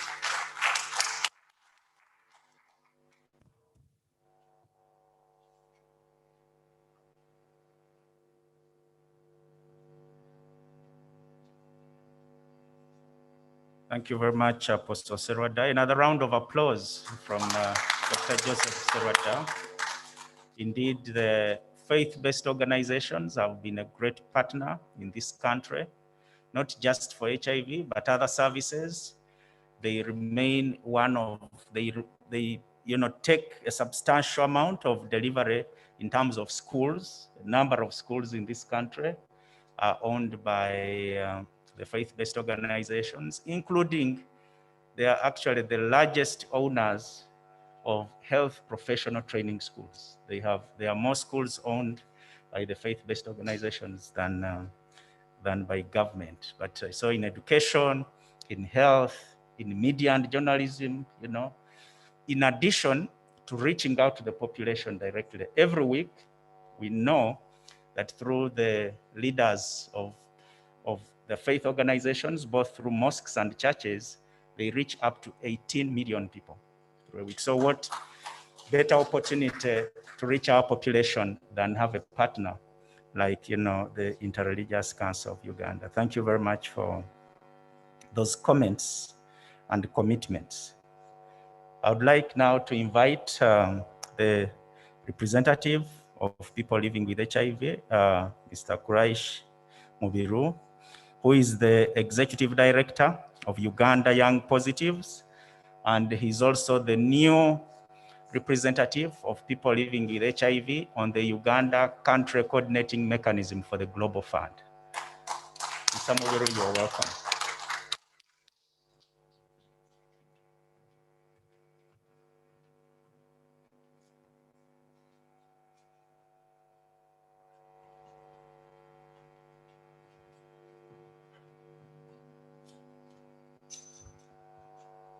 Her Excellency, the Ambassador of the United States government in Uganda,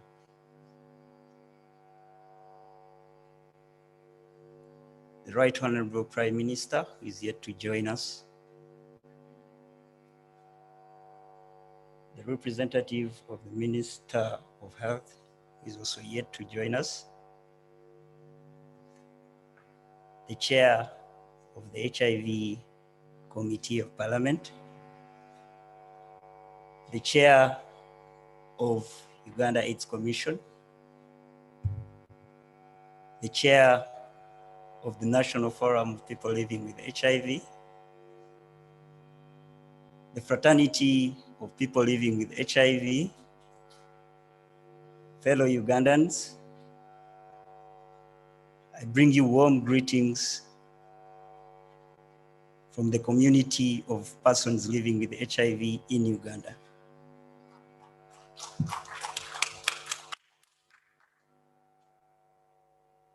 Welcome everybody who is here present and those that are joining us online, and appreciate all those that have played a big role in ensuring that people living with HIV live a quality life and meaningfully contribute to the national and the decentralized response of fighting HIV in this country. This has indeed made our lives better. Fellow Ugandans, this World AIDS Day commemoration is coming at such a time when we have COVID-19. And COVID-19 has indeed affected every single aspect of life at individual, community, and national levels. So we take stock of what has been achieved in the national HIV response. We acknowledge the fact that stockouts of ARVs that we used to experience in the past has greatly reduced. We also appreciate the fact that a number of persons living with HIV are now on ART, and some of us, indeed, our viral load is suppressed. We also appreciate the fact that the government of this nation has also introduced differentiated service delivery models so that people living with HIV can have services closer and more user-friendly. And we also appreciate the introduction of the new arrangement of ARV, to be specific, lithography, that was introduced to optimize treatment outcomes. It is important, ladies and gentlemen, to appreciate the environment in which people living with HIV have operated during this crisis of COVID-19. And I want to bring to your attention that in July 2020, we conducted a survey that was assessing the needs of persons living with HIV in Uganda. We therefore reached 630 persons living with HIV from within 136 districts of this country. And when we made this survey, it was reported that 75% of us usually get 3-month supplies of ARVs, but during that time, it was only 18% of persons living with HIV that had drugs to cover a 3-month period.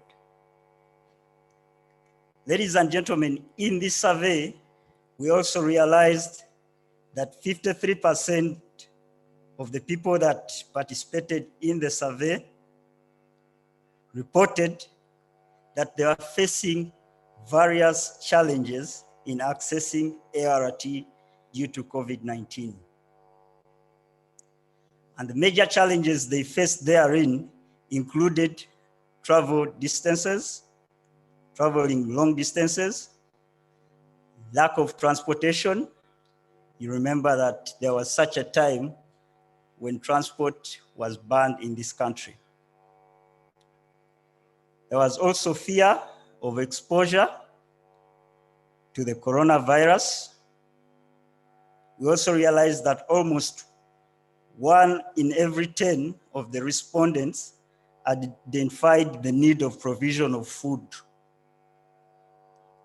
at the time of the survey.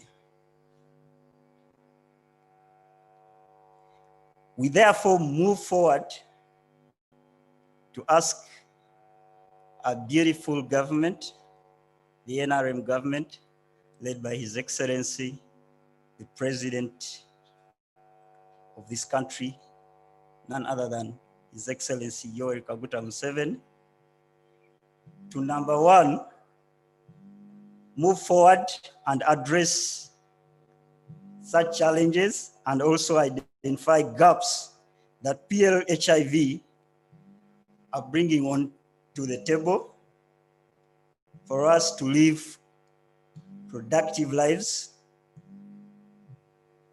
And we therefore recommend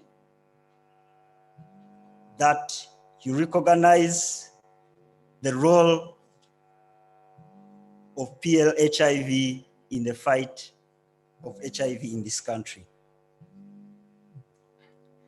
We appreciate that we need to scale up the decentralized service delivery models and also strengthen community systems so that persons living with HIV can easily access their ARVs.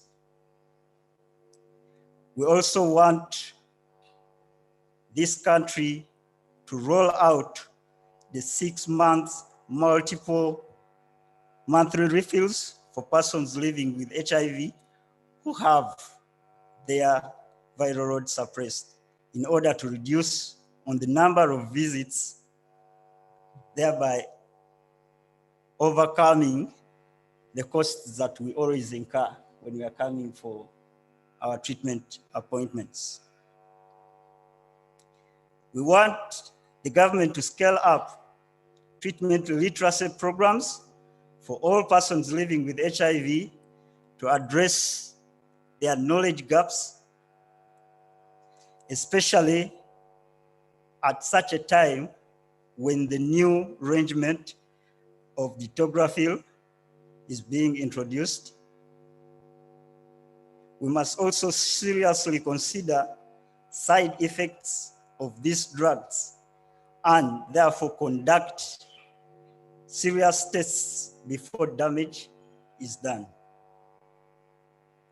We recognize the roles that have been played and we therefore call upon all partners to join the coordination of PL-HIV networks and forums by first of all supporting us to be stronger, supporting us to function, supporting us to strengthen community structures that support persons living with HIV.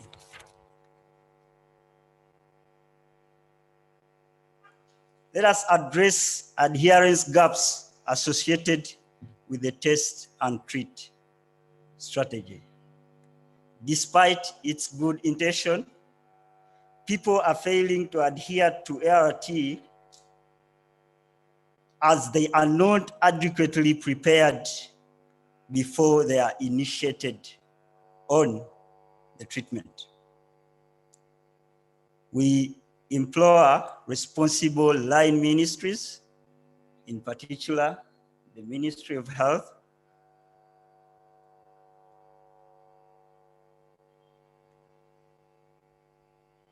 to address and also attach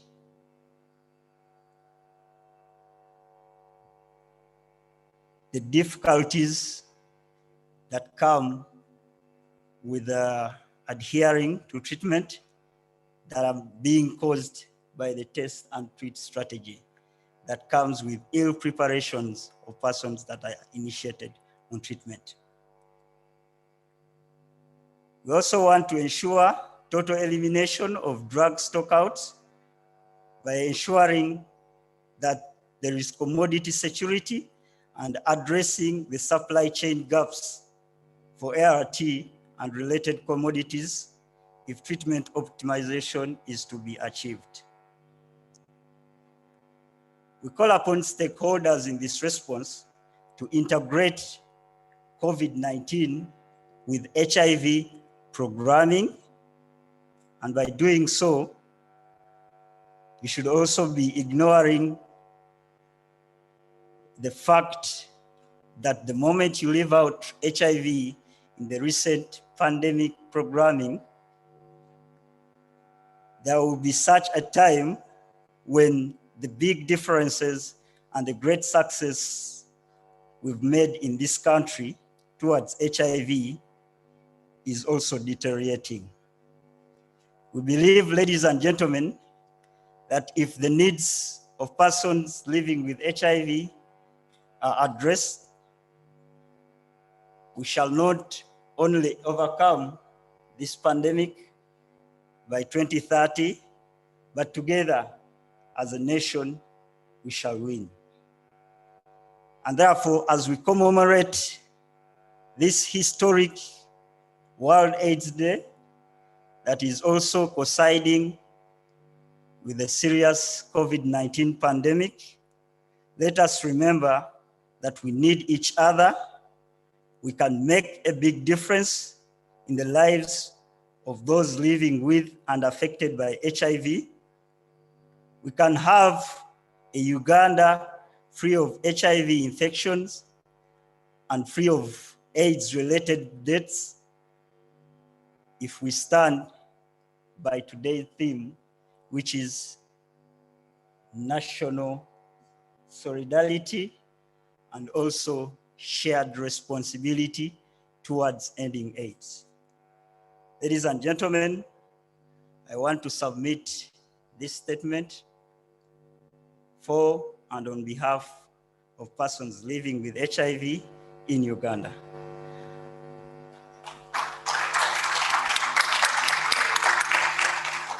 And on that note, allow me, DG, to appreciate the community of persons living with HIV that entrusted me with their leadership and their representation on the country coordinating mechanism for the Global Fund here in Uganda. For God and my country.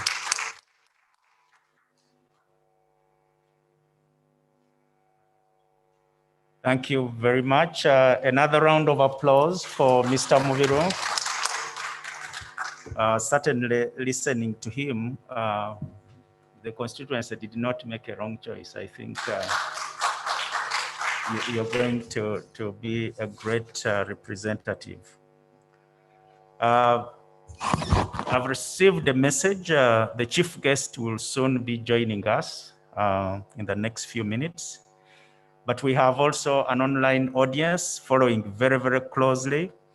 More than 100 people are online following what we are talking. They have written contributions. I have some of the comments here from Dennis Dan from Uganet, from Kagwa Mugaga, giving a positive thank you message to the young positives, from Nachigude Sise, all the way from Hoima, again, giving appreciation to the young people, and so on and so forth. There are messages streaming in, coming, appreciating, and following the event. So even as we speak here in the room, our colleagues online are also following. I am not monopolizing the event. I'm sure you would like to hear Dr. Karusa's voice, and soon you will. We've apportioned the program to each other, so in a few moments you'll be coming up to speak. But before we move to the next session, I have a request from Apostle Dr. Serwada, to Your Excellency, Ambassador Natalie. He would like to approach you and hand over his statement, because he may not stay through the event to the end. So if that's agreeable. Yes, please, Dr. Serwada.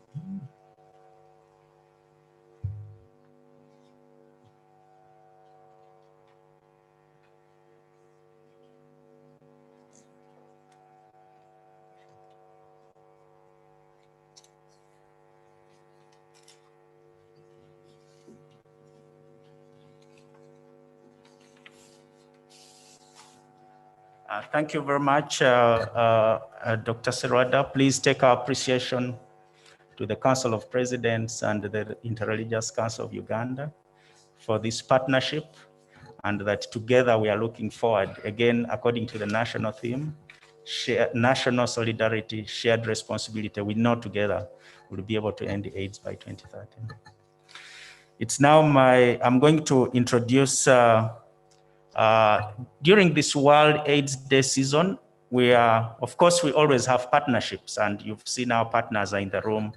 We have the AIDS development partners. Specifically to host this event, we've received financial support from the Embassy of Ireland. We've received financial support from UN Women, especially towards the media component. So we have a partnership from the Next Media Services that, they are coming in to tell us and even share a bit of what they will be able to run until the climax. So I'd like to invite the team from Next Media to come and tell us how we are going to run the activities.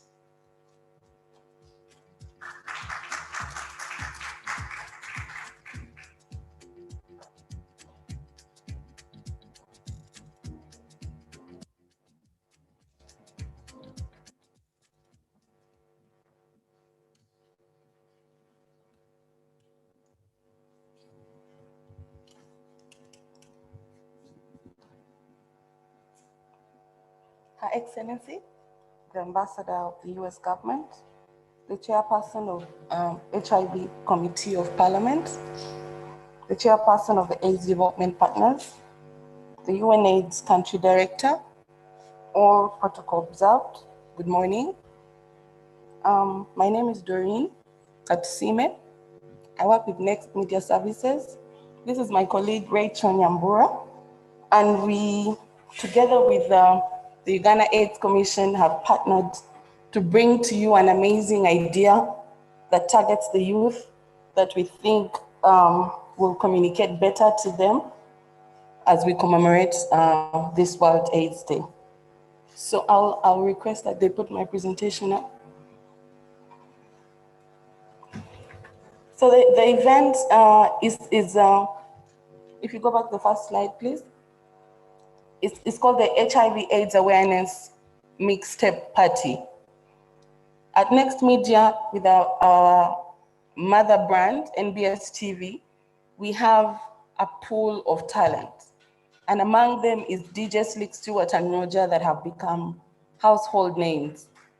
Some people have said that they're Africa's best duo, DJ duo, but trust me, the language that they speak is the language that the youth understand. So in a small nutshell, I would like to take you through what Next Media is all about. Next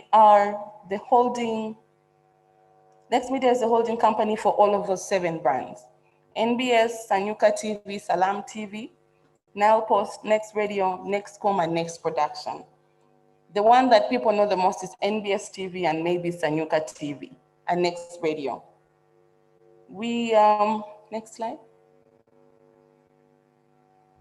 We thought that we would come up with an awareness concert because of the numbers that continue to grow every year, registered numbers of infections of HIV/AIDS.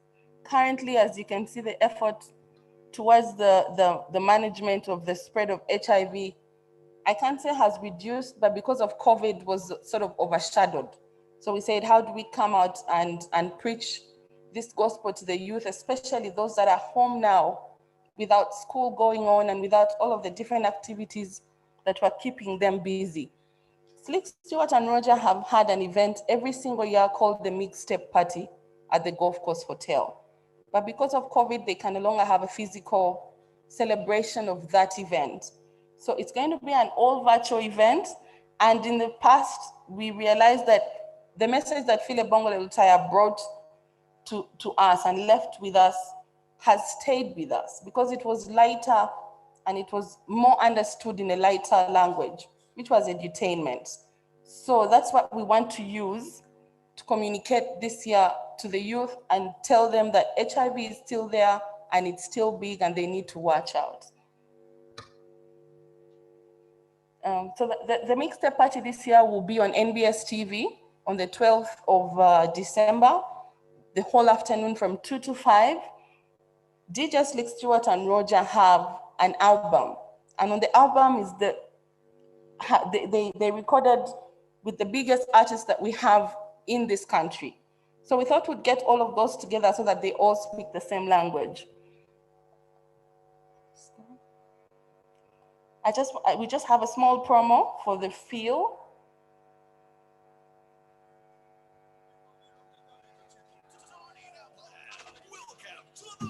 Special party.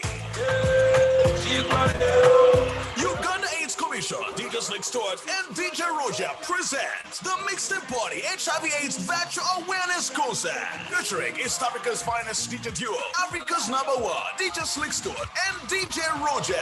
Action starts at 2 p.m. and your ticket is your TV set. Broadcasting live on NBS TV and Sanyuka TV and all Next Media Facebook pages. We are in this together. Let's end the HIV/AIDS epidemic in Uganda. All this on 12th December. The Mixtape Party 2020 will feature DJs, artists, and lots of giveaways. Powered by Next Radio and brought to you by Uganda AIDS Commission. So I'm going to invite my colleague Rachel to take us through the second part of the presentation.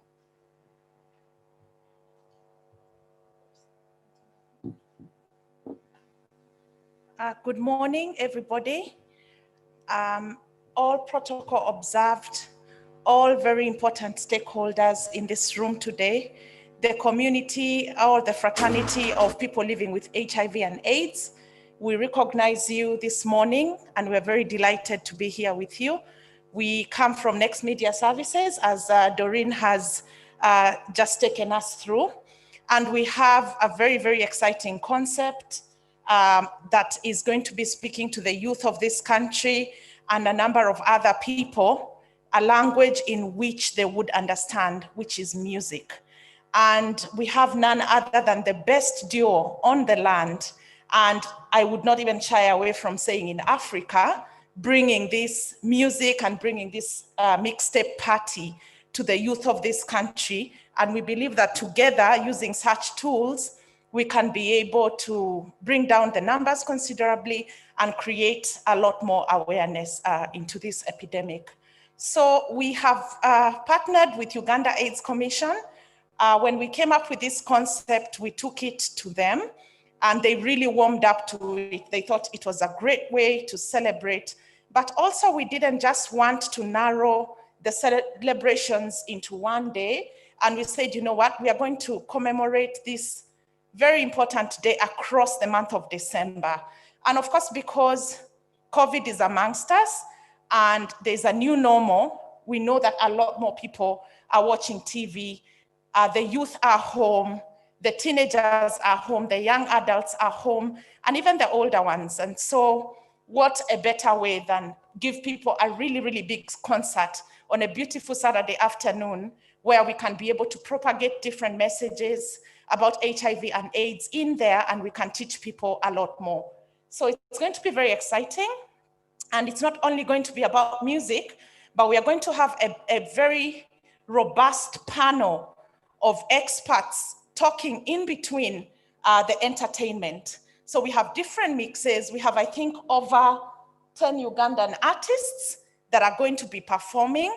And as we grow this idea into many more years, we are probably going to be having international acts coming in and also sort of bringing in a feel of what's happening in East Africa, what's happening in Kenya, what's happening in Tanzania, and also Africa as well. So we came here this morning excited to bring this idea to all of these very, very esteemed stakeholders that you may listen in, because we need more partners to make this happen. So it's going to be quite a costly concept to pull off, and putting together this magnitude of event then would require more of the stakeholders to throw their weight on it.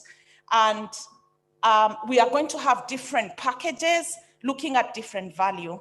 So every person playing within this value chain will then get lots and lots of TV value, lots of value on social media, lots of value on the fastest growing English radio station in Uganda, that is Next Radio, lots of value on Sanyuka TV. As you have seen from our presentation, we have a very robust ecosystem of 7 brands. Yeah, so we want to say that, of course, we need to pull more partners into this, and we want to show you what value there is. And of course, the biggest value and the biggest recognition being that we are all in this together and we are trying to fight this epidemic and make sure that we bring down the numbers considerably, but then we cannot be able to do this without the media. So of course, we are partnering with Uganda AIDS Commission. We know that they have been a very big force towards this fight. We have seen some of the milestones they've covered, and of course, the development partners as well. So if you just go to the packages, who are we targeting? We are targeting young people, the youth who are Uganda's biggest population. We know that Uganda is one of the youngest nations in the world. We are also targeting law and policy makers, the technocrats, and the government and other development partners. Agencies handling the fight of HIV and AIDS. As Doreen said, it's going to be on the 12th of December. It is going to be at the Next Media Conference Center, which is a big conference facility that we have at the Next Media Park in Naguru. It's going to last about 3 hours, and it's going to be broadcast across multiple platforms, NBS, Sanyuka, online, and all of that.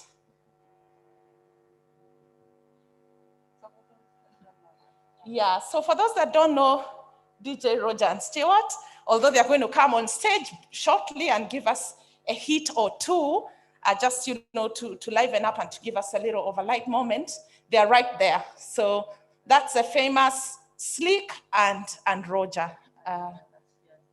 Yeah, and that was the last year's mixtape party, so it gets to give you a look of what we are going to do on the 12th. So there's going to be live stage performances, young people panel, and mini e-conference, e-conferencing kind of panels, having young people talking about HIV and AIDS in the community, because we know if you're not infected, you have been affected. So we want to hear all of those stories, the ones living with HIV and AIDS and what their journey has been like, and the ones that have been affected. We want to hear all those amazing stories that we believe will go a long way in changing the communities. We're going to have pre-recorded messages. We are going to do a bit of profiling. Already we are working with the Uganda AIDS Commission, with Enid and her team, to look at the people we can profile. Who is it? Who are the key voices in this? Our religious leaders, different stakeholders within this value chain that we can be able to profile with amazing messages and keep playing those on television, on radio, and on digital platforms. Testimonials from positive youth preaching to their age mates and their peers to stay safe. And then there's going to be an album release.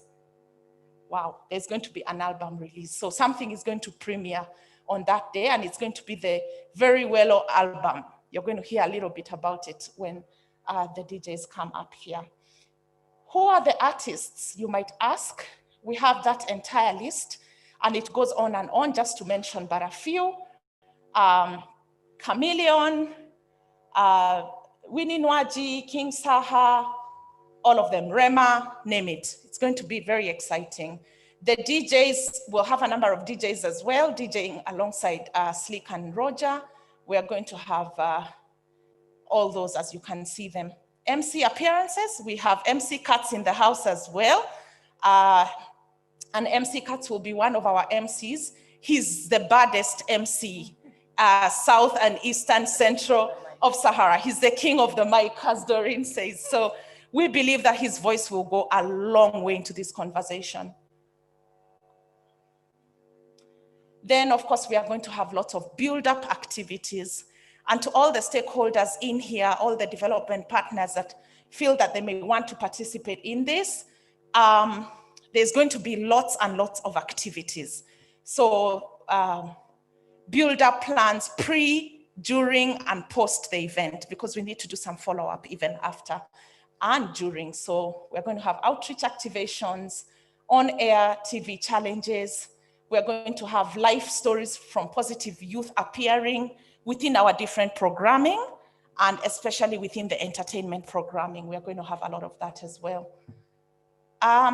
Pre-event build-up plan, celebrity endorsements during the concert. So if we are partnering with a number of stakeholders, they are going to get really, really good endorsements and mentions as support partners. We are going to profile the different organizations. If it's UN AIDS, profile Uganda AIDS Commission profiled, name it, whoever that might come on board really get some good value on there.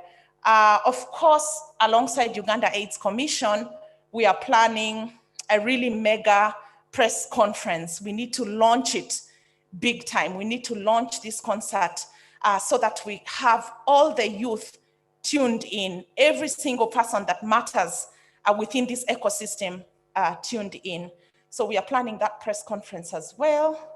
Then we are going to have artists singing about, HIV. We are going to have artists coming together and saying, listen, we are one Uganda. We are going to hold hands and defeat this pandemic. I think that's a very, very strong voice going out into our communities. That's just a look and feel of what the Mixtape Party has been over the years. Of course, this year is going to be a virtual celebration, but I can assure you that we are projecting or estimating numbers of over 10 million people online. And research shows, Ipsos shows that at any given point, for a really well-produced and promoted event on NBS television, we attract 16 million viewers, so it's huge. There's different value that goes into the sponsorships because we've got different sponsorship packages ranging from platinum, gold, bronze, but nothing is cast on stone. We are saying we want to hear from you. Where do you think you can be able to get value for your organization? And then we can discuss and say, okay, this is the direction you're looking at. We can tailor and we can custom make the proposals as well to suit what your intentions might be. So all that is sponsor value, news stories, social media engagement, endorsements, guest appearances, promos, logo placement on the day of the concert, just having your logo on there, media roundtable engagement, and so many other things. Right. What do we need? You might ask, is all this going to come for free for all the stakeholders? Of course not. I wouldn't say that, but I would say that it's going to be highly subsidized cost for all the stakeholders, because Next Media Services also has a stake in this, and we believe that we have a very big role to play. And if we don't play this role within the media, then we are not going to be achieving anything at all. So we need financial sponsorship. We need participation of agencies at the front line of fighting HIV and AIDS. Come and support us alongside Uganda AIDS Commission to make this happen. Provide key people for us that would feature on this event. Powerful panels that are going to pass across a very, very strong message. That is what we need from the stakeholders in this room today. I'm not going to get into the detail of the packages, but as I mentioned, we have the gold sponsorship, we have the bronze, we have the silver, and we can tailor make and custom make. Yeah, I think that's it. That should be it, really. Thank you. With us today, we did come with part of our team to give us a little edutainment. The king of the mic, like they commonly call him, MC Katz. We have Douglas Luanga, who's a household name, and DJ Roger. I'd like to invite them to give us a few minutes. My name is my name. What is your name? Welcome to my town. Very well. If you love me very well, baby, love me. Since you are you decided to love me.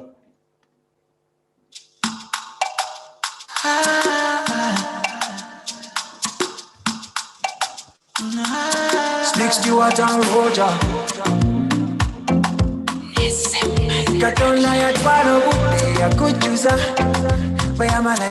Thank you. Those are some of the songs of the Very Well album by DJ Roger and Slick Stewart. My name is Douglas Ranga. I'm a TV presenter at Next Media, that's NBS, Sanyuka, Next Radio, and all our other 7 brands. But also in the building is my brother. His name is MC Katz. He's the king of the mic, a brother who speaks very well to the young people out there. Also allow me invite Roger on the stage because he's part of the dynamic duo, DJ Roger and Slick Stewart. They're DJ brands, very well known in Uganda and across Africa, and they also speak a lot to the young people. Now this year we thought that we could use the power of entertainment and music to reach young people and the messages about HIV and AIDS. Now young people find they know about HIV, they know AIDS skills, but they tend to forget. And so it's our shared responsibility as fellow young people to tell them that, you know what, AIDS is still within our midst. And that's why we're doing this event called the Mixtape HIV or AIDS Awareness Concert on the 12th of December. Thank you. Oh, we want to appreciate, by the way, Uganda AIDS Commission and also UN Women who are already on board to support us on our cause. Thank you. All protocol observed. My name is MC Katz, well known as King of the Mic. It didn't come easy. I've been here ever since I was a teenager, like from 16. I'm now 35 plus. I'm blessed to have been working on TV from that time. So I have people who are now CEOs and I have people who are still in secondary school. That's a big crowd. And I personally got onto this because I'm HIV positive. And I know how all this happened and the life I went through because I left home when I was a bit young. I left home when I was 16. So I had to face the world my way. And I've lived this Ugandan life and youthful partying life almost all my life from 16 to 35. So I'm humbly requesting you join us on 12th December. For me, it comes from the bottom of my heart to talk to kids out there because I know they listen to me even from TV to my followings. I know they listen to me. I've had like 1,000 concerts in this country, big concerts in this country. So when Slick Stewart, I've known Slick Stewart Roger for almost 10 years. So when they told me they have this concert, I was like, okay, let's do this. So my humble request would be like, let's get on board, let's do this. Some of us can really tell the story because we know how life got us here in real life. Thank you so much.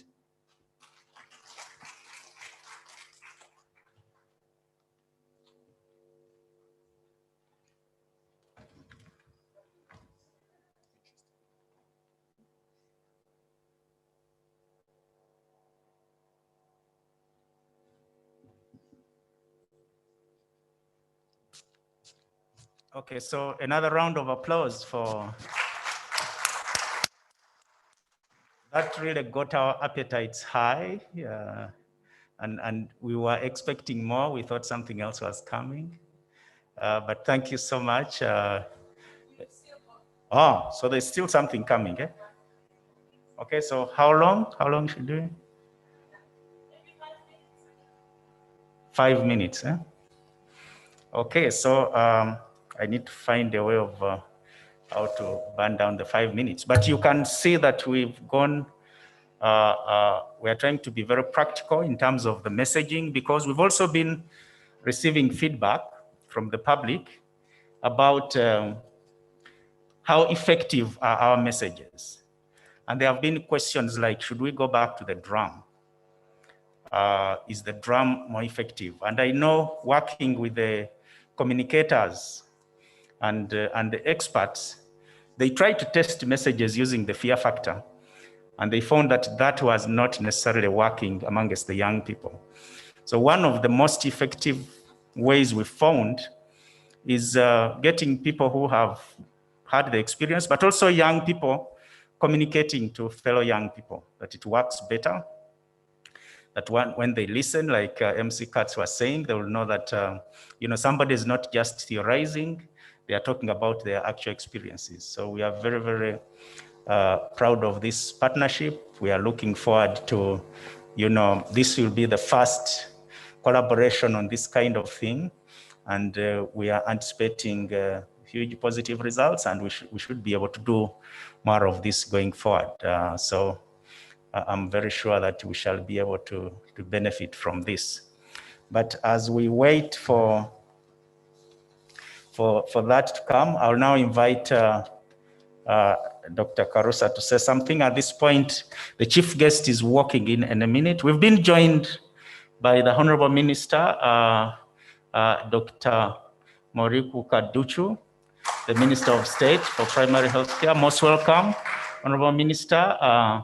We have a number of dignitaries with us and the delegates in the audience. We have Her Excellency Ambassador Brown seated right next to you on this side. We have the chairperson of the AIDS Development Partners, Dr. Maxime Huinato, who is also the UN country representative for UN Women. We have Mr. Mubiru Kurash, who is seated on your left-hand side.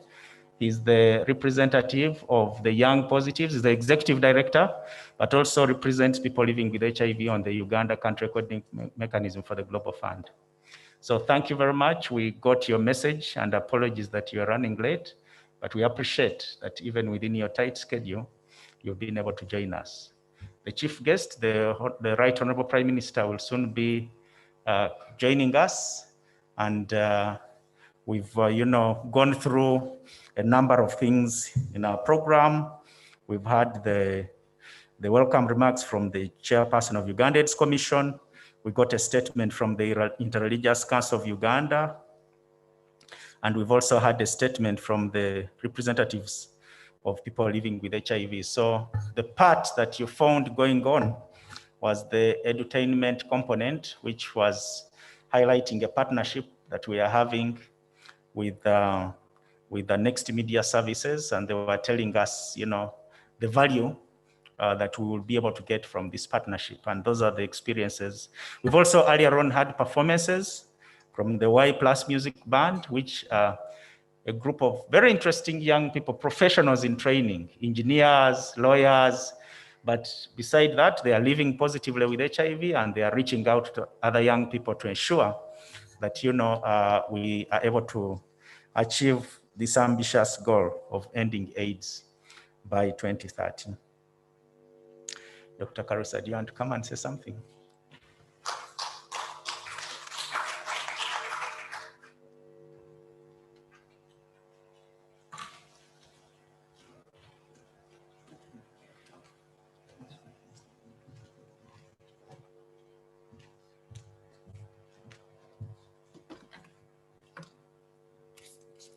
Good afternoon, good morning. I think it's still morning. Good morning, and it's so good to see everybody here, those ones who are in the room and those who are online with us. My name is Karusa Kirago. I'm the UNAIDS Country Director. I'm the outgoing UNAIDS Country Director. Actually, my last day in the country is tomorrow. I head out to another assignment. So this is actually my last day in Uganda, and I don't think there could have been a better way to spend my last day than being here with you to commemorate the World AIDS Day. I want to recognize our current the guests with us. I recognize the Ambassador of the United States, and Her Excellency Natalie Brown. I recognize the chair of the AIDS Development Partners Group, my friend, Maxine Huinato, who's also the country director for UN Women. I recognize the Minister of Health, but I remember from, we have a long history together. It's so good to see you again, Excellency. So good to see you. And Quraish Mubiru, Koresh and I go a long way. So it's so good to see the high table, and we're looking forward to being joined by the Prime Minister. On the floor, the guests have been already mentioned, beginning Dr. Mukoyo, the Uganda AIDS Commission Chair. We have Dennis Banika, who is a longtime partner with us from PEPFAR. I see Canon Gideon is always there, and then of course, Dr. Watiti. The one thing that I have to say, it is so hard to recognize people because we're all wearing these funny things, these masks. And then there's a queen of all queens, which is the Honorable Florence Nambozo, who is the parliamentary, the chair of the Parliamentary AIDS Committee. I was just reflecting actually as I was listening to the two young men. I don't know if they remember me, but we met with one of them. I think it was DJ Douglas at UNA. That's a long time ago. And I remember being very, very impressed with what young people can do. So it's so good to see that this has translated into this work that you're doing with the Uganda AIDS Commission. That is really, really fantastic. And I know that you'll be able to get a lot of support. And I want to encourage you to keep going. What you're going to be doing is going to be absolutely fantastic. I just wanted to, even as we wait for the guest of honor, just to say one or two things about World AIDS Day. The first World AIDS Day, we've had, HIV has been with us now for almost 40 years. I think it was first described in the world in 1981, probably because before 3/4 of the people in this room were born. But we've had to tolerate and manage and deal with this pandemic all this time. And the World AIDS, International World AIDS Day was started to be commemorated 32 years ago, which is 1988. I will say, I'm really tired of commemorating World AIDS Day. I'm really tired because we must get rid of this disease. Our goal must be to end it. So I would say, even as we commemorate it, and the reason we commemorate it is to stand in solidarity of people living with HIV and people who have been affected by this disease. And that is a solemn position. That's a solemn statement to stand with them. But I pray and I hope that we can reach a point where that does not happen. We have the goal of 2030. That is just a bit more than just around 10 years from now. And my hope and my prayer is by 2030, we can actually close the door to a lot of this pandemic, to a lot of this problem, so that we can really deal with the smaller aspects of the pandemic. Now, of course, with COVID, it has become even more difficult because we have the clash of the pandemics. We've got two pandemics. And the last thing I think we should commemorate is another year of COVID. So I hope that we can work together to get rid of COVID in Uganda as aggressively, which therefore means that we have to do everything we can to make sure that we remain protected and we do not pass the infection on to others. That means we have to tolerate each other with our masks on, we can't even recognize each other. It also means that we have to keep having these things that we now have. We are now all used to the business of sanitizing, and we're all used to being told to stand, a room as big as this that used to be so crowded has now become a very small room, a very large room with very small audiences. Before you couldn't have an event like this in a room like this with these few people. But now when you have these few people, that is what you say, thank you. It's a good thing we don't have very many people. So for me, I have to say, even as we commemorate the World AIDS Day, I really hope that we do not commemorate the COVID. I hope COVID goes away. I hope we can get rid of it very, very quickly. The one thing that I have to say, though, is even as we stand in solidarity and shared responsibility regarding HIV, we have to learn the lessons that we are hearing or what we are getting from COVID. A vaccine is on the verge of being launched in the next probably few days or certainly few weeks. And I think we have to say, what can we learn in HIV? This is another virus. COVID is another virus.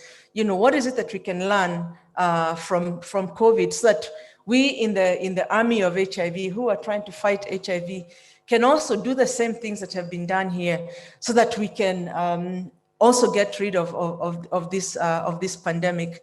So I would say, even if it's COVID is giving us a very difficult environment to operate in, I think we should look at some of the issues and some of the lessons that that we are getting from COVID, and try and apply those lessons so that we can also have our own the vaccine against AIDS or against HIV. Instead of much later, it can come even quicker. Because I think we know that it's possible for this to happen if the problem is seen as significant enough. The reason the COVID vaccine has come so quickly is because it has affected everybody. We at UNAIDS are pushing on the global vaccine for HIV, but we're also pushing on the global vaccine for COVID. And it's under our work on the people's vaccine. We believe, just like we believe when medicines for HIV came up, and it took, after the medicines were discovered in the world, it took 5 years for them to come to Uganda. So we worry the same way about COVID, that the vaccine may be discovered, may have been discovered now, but it may take a long time for it to come to Uganda. So for us, what we're trying to do is push as UNAIDS that it should come to Uganda much faster, and it should come to other countries much faster. And we operate under what we call the people's vaccine. Just like we worked to get in collaboration with our partners to make sure that the treatment was available. PEPFAR led the way in that fight, so that treatment for HIV was available. We also want to do the same thing and push that the vaccines for COVID are also widely available, and they are available to everybody for free, and they are not to be for a few selected people. So that has now become our own fight ourselves, because of the lessons that we learned about how long it takes, if people are not pushing for these things, how long it takes for services and for medicines to come to the general public. The other thing I wanted to raise is really in terms of investment in public health and the importance. I think COVID has taught us that even though we've been having a lot of lessons in HIV, I think COVID has also taught us the many gaps we have still in Uganda, and the many gaps we have in the world, but certainly the many gaps.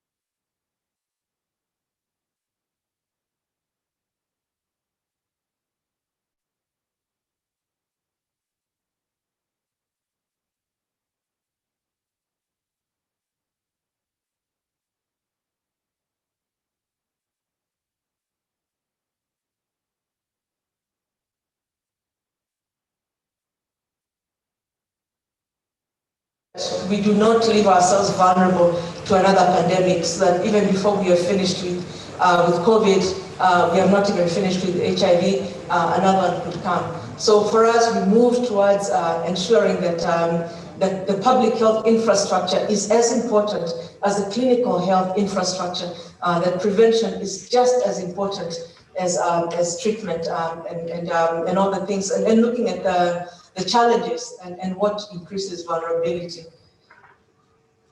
I think for us as UNAIDS, you may know one or two things about us. UNAIDS ourselves, we are a secretariat, and our job is to coordinate the HIV response in any country. We have offices all over the world, but UNAIDS itself is actually a partnership of 11 UN agencies. Among them is UN Women, of which the chair of UN, the chair of ADPG is here. The other members of UNAIDS are WHO, the World Bank, UNICEF, WFP, ILO, and there are many others we haven't talked. So the purpose of our work as UNAIDS is not only to help end AIDS by 2030, in other words, work ourselves out of a job, which would be a fantastic thing. If I don't have a job by 2030, that would be a fantastic thing.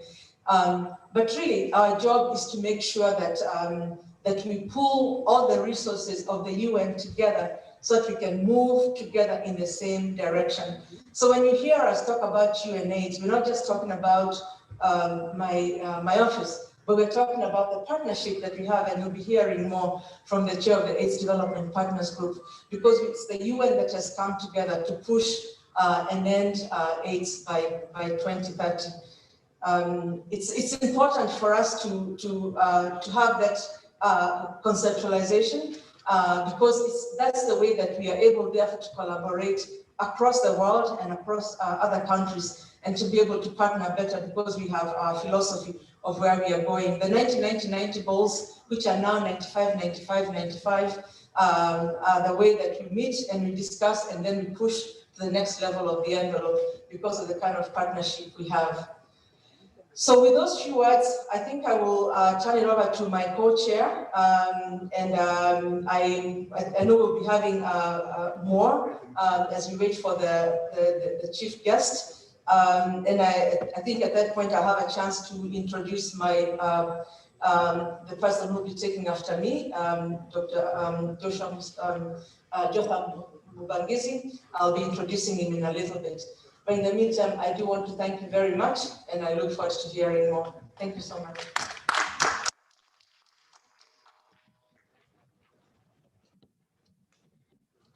Thank you, Dr. Karusa, for those excellent comments. Dr.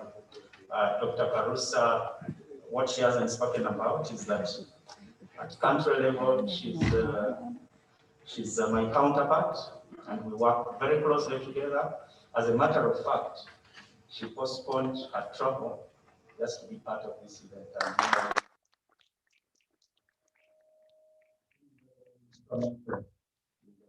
Work and coordinate with partners. So before as we wait for our chief guest, I will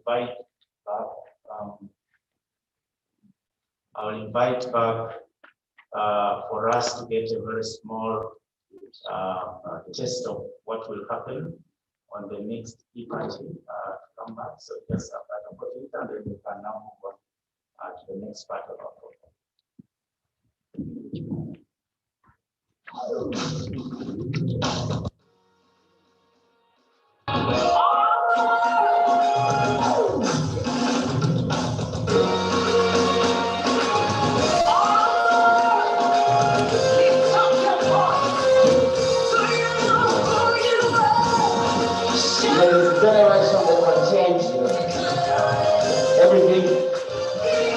Right now, nobody knows this song better than me.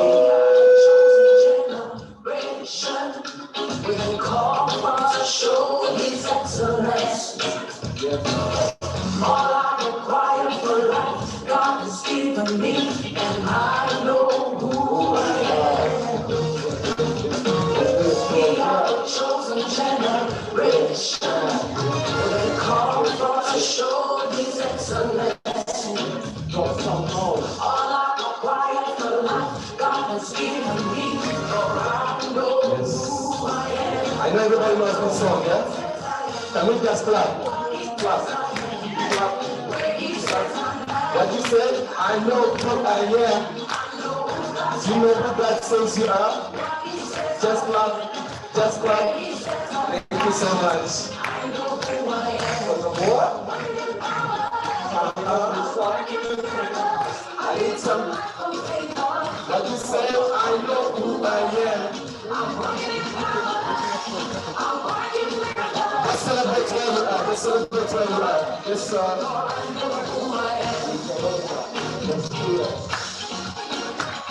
Let's shake a little bit, shake a little bit, shake a little bit, shake a little bit. Thank you. I see you.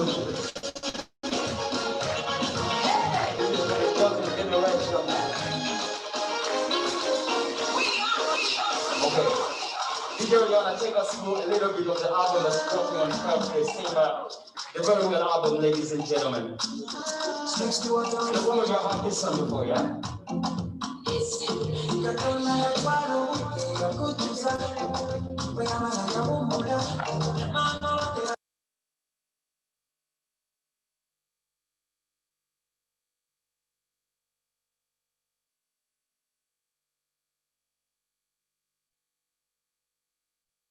The white last one, I see you.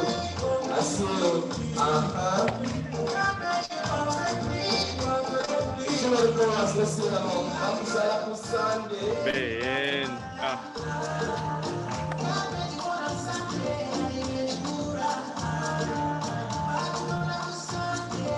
we hope to see you on the 12th of December live at NBS Edison Yuka. Shout out to Rogers News. Let's go for another song. It's a title album song. Thank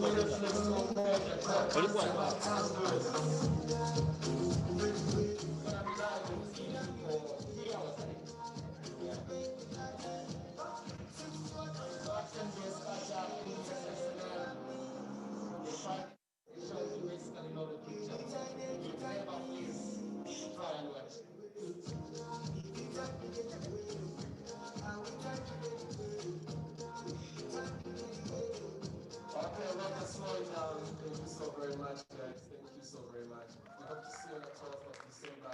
Rogers News Stewart. That's my name. Yes.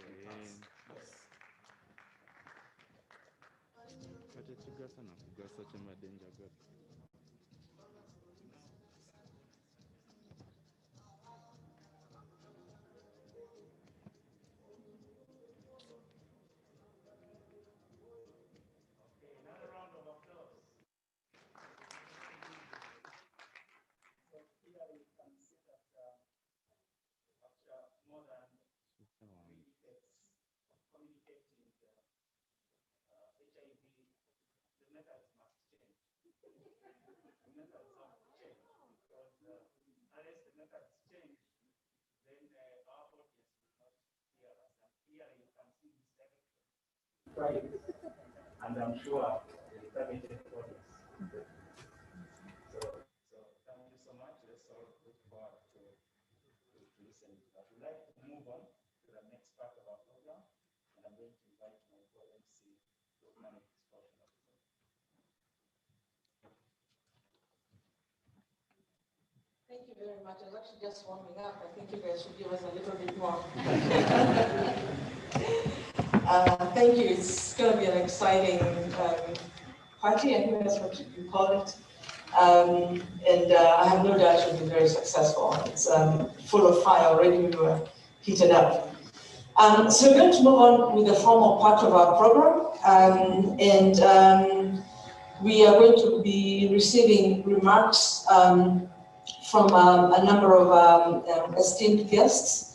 And I'll begin by inviting to make his remarks the UNAIDS Country Director, Jotham Mubangizi. Jotham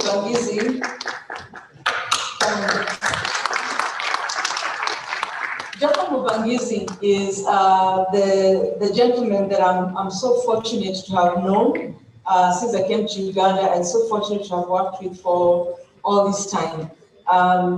Many of you know him.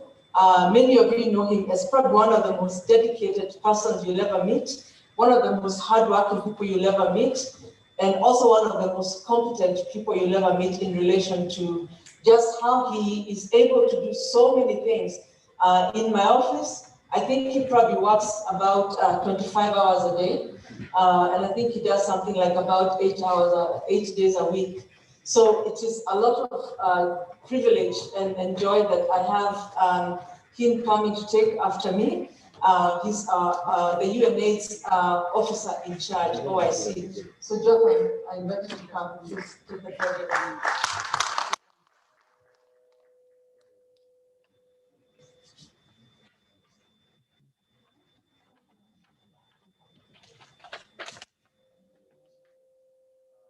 Master of Ceremony and Mistress of Ceremony, Your Excellency, and the excellencies on the line and head of UN agencies, the chairperson of the Development Partners Group, the Honorable Minister of Health, ladies and gentlemen. Today, I have the honor and privilege to first recite the two quotes from the UN Secretary General and also the UN Executive Director.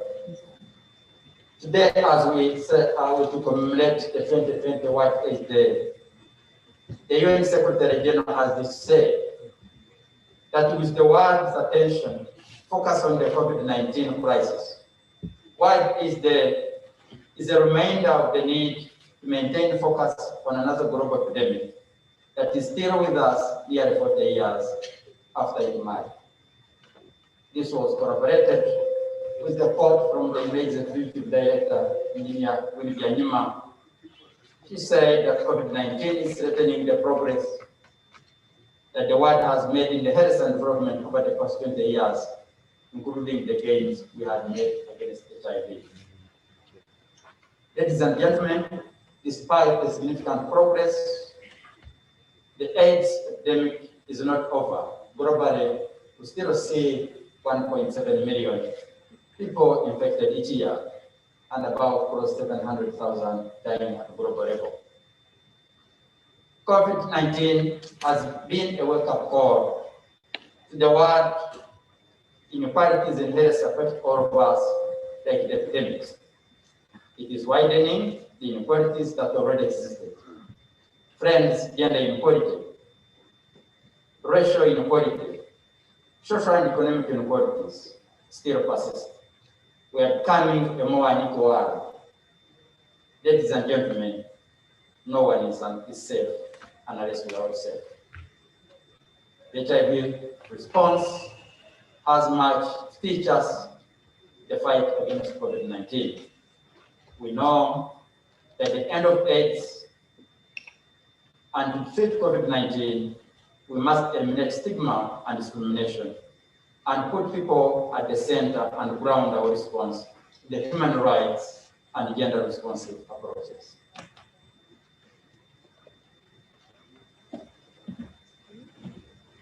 I will hold on as the Right Honorable Prime Minister.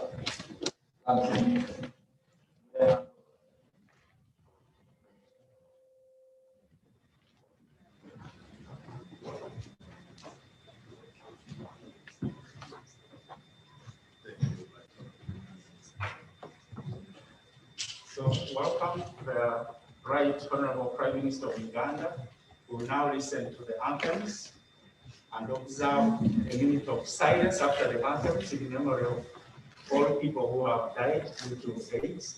So let's listen to the anthems, please.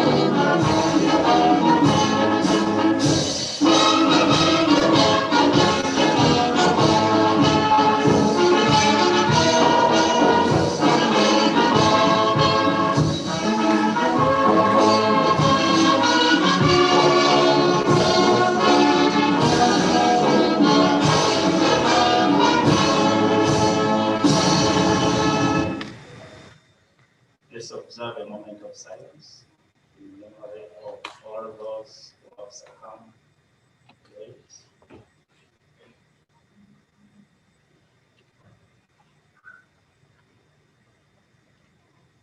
May their souls rest in peace. You may be seated.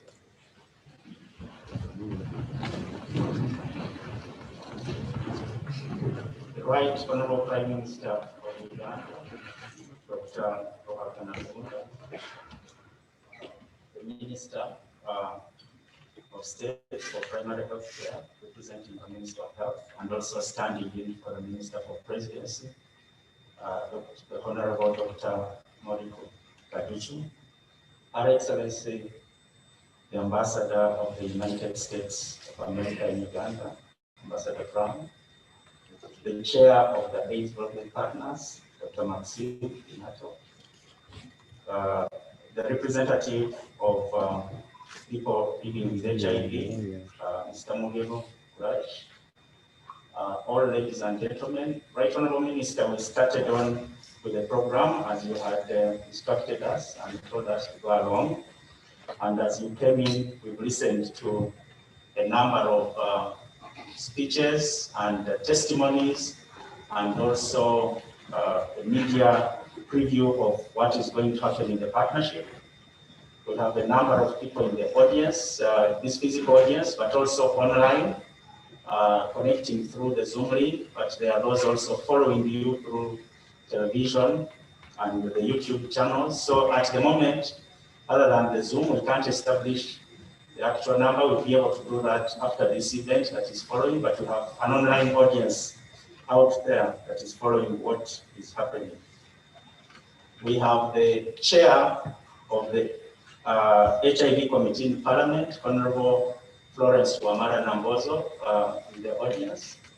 We also have the representative of the Army in Parliament, the Honorable Major Evelyn Asimwe, who is also in the audience.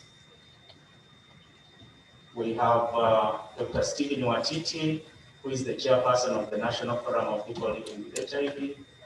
We have other representatives. We have the chairman of the Uganda AIDS Commission, Dr. Eddie Mukoyo, and other dignitaries, Right Honorable Prime Minister. I'll just stop at those. My name is Dr. Nelson Musoba. I'm the Director General of the Uganda AIDS Commission. Today, I'm privileged to be joined by Dr. Karusa Chiragu as a co-MC. She's the outgoing UNAIDS country director. She's been serving with us over the last 2.5 years. She's been redeployed back in Geneva, and it was an honor and privilege for her to join us. Today is her last day in Uganda, and she's agreed to come and work with us. So as you walked in, Honorable Prime Minister, the person who is stepping in her shoes, Jotham Mwangizi, was making his comment. So with your permission, I'd like to invite him to come back and finish that so that we can continue with the rest of the program. Thank you, Honorable.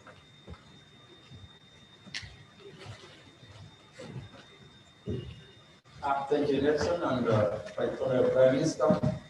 I'm Jotham Mwangizi from UNAIDS. I want to re-echo one quote from UNAIDS Executive Director, said that COVID-19 is threatening the progress that has been made at the global level and the development over the last 20 years. And therefore, it is important that the gains that were attained under HIV will maintain the solidarity and momentum so that we can be able to sustain them. I'm proud also to note that over the past years, the HIV movement has been able to mobilize itself to defend our progress, protect the people living with HIV and the vulnerable groups, and push the coronavirus back. Whether campaigning for the mature, mass dispensing for treatment, for home deliveries, for food, for the safety, but also for those living with HIV and most affected communities.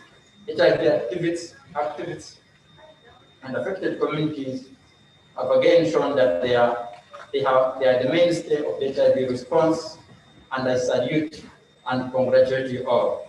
It is in the same strength that within the communities inspired by shared responsibility each other, that we are able to again combat this HIV and jointly will be able again fight and have a fight on the COVID and HIV.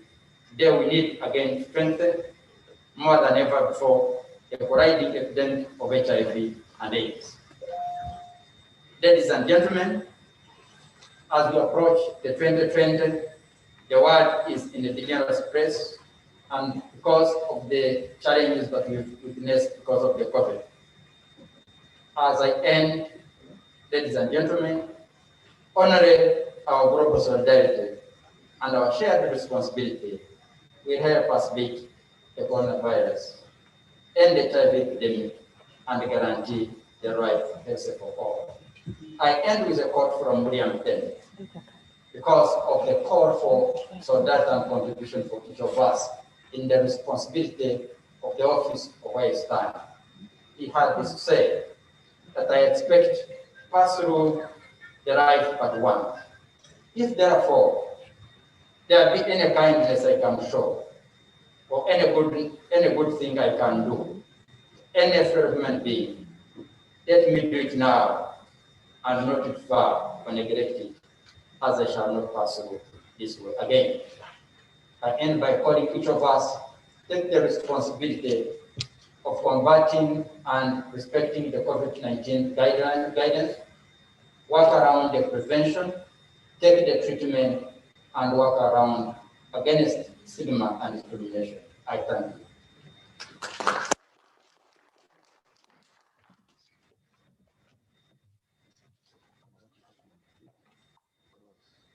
Right Honorable Prime Minister, so good to see you and welcome. Thank you for joining us and for sparing the time. We shall continue with the rest of the program. The remarks by the Unit's Country Director coming in, who reminded us that I think the one that I take from what he has said is no one is safe unless we are all safe. And that is why the work we do, the solidarity that we have in HIV is so important. Because unless we are all working together, this disease will be with us even more years. So no one is safe unless we are all safe. It's with great pleasure that I introduce to you the chairperson of the AIDS Development Partners Group. Within Uganda, we are very lucky to have a very, very strong development community, and many of them are working, a number of them are working in HIV. We normally get together, those of us working in HIV within the development community, and to discuss and to make sure that we are heading in the same direction, that we are coordinating, and that we are complementing what we are doing.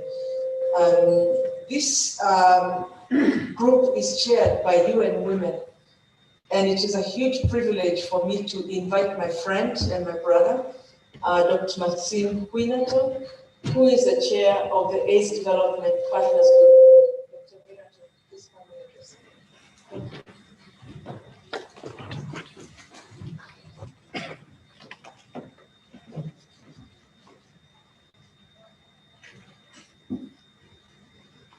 Right, Honorable Prime Minister,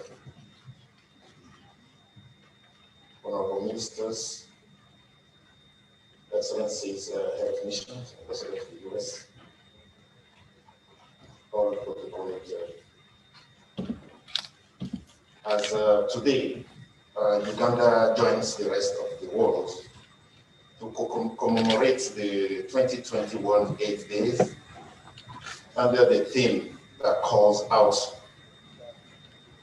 boldly for solidarity and shares responsibility to end AIDS. Let's pause for a moment to reflect on the recently launched Global AIDS Epidemic Report that showed that 2020 targets were never made globally. Clearly, 3.5 million more HIV infections and 820,000 more HIV-related deaths since the onset of the 2030 Sustainable Development Agenda was established. change is needed in the way of doing business at home anyway, as we join efforts to support government and deal with this pandemic. UNAIDS has warned us that if COVID-19 pandemic maintains its grip on the social and economic fabric of our society, the resultant effects could be 10 years setback minimum on the gains to be made towards epidemic control. It is therefore urgent that as one of the countries most affected by HIV pandemics in the world, Uganda doubles its effort for, number one, HIV/AIDS risk reduction communication, including tackling norms and practices that continue to fuel new HIV infections. Second, adapting and bringing to scale HIV prevention interventions that have been proven to work. Three, scaling up HIV/AIDS treatment to reach all individuals that are positive. And finally, eliminate HIV-related stigma and discrimination, which is emerging as a severe epidemic among individuals. Despite the huge progress that we have made as a country, of further concern is that the role of new infections is highest, the rate of new infections highest among young people, 15-24, and adult women, 25-34. It is therefore important that we ensure that the impact of COVID-19 on such populations is controlled. And that impact has already been highlighted by various speakers. I will not dwell on it. Our country, Uganda, can no longer afford to sit back and watch as the HIV pandemic gains new frontiers. Central to this commitment that is needed for renewed action is the combined role to be played by governments, development partners, communities as collective that has become more relevant now and in the years to come. On our end, this is coming through financial commitments in terms of our role as a development community, and it's been pushed by the Global Fund to End AIDS, TB, and Malaria, the US Global Fund for AIDS Relief, other development initiatives like development corporations like Ireland and CEDA, as well as the UN system contribution to development and humanitarian action. But we now have evidence that the funds are declining. And this decline creates unbearable pressure on epidemic response, demanding that country delivers an integrated program that could be leveraged to tackle the key drivers of HIV pandemic. The need for better coordination and harmonization among key partners like government, like civil society, communities, and development assistance is urgent.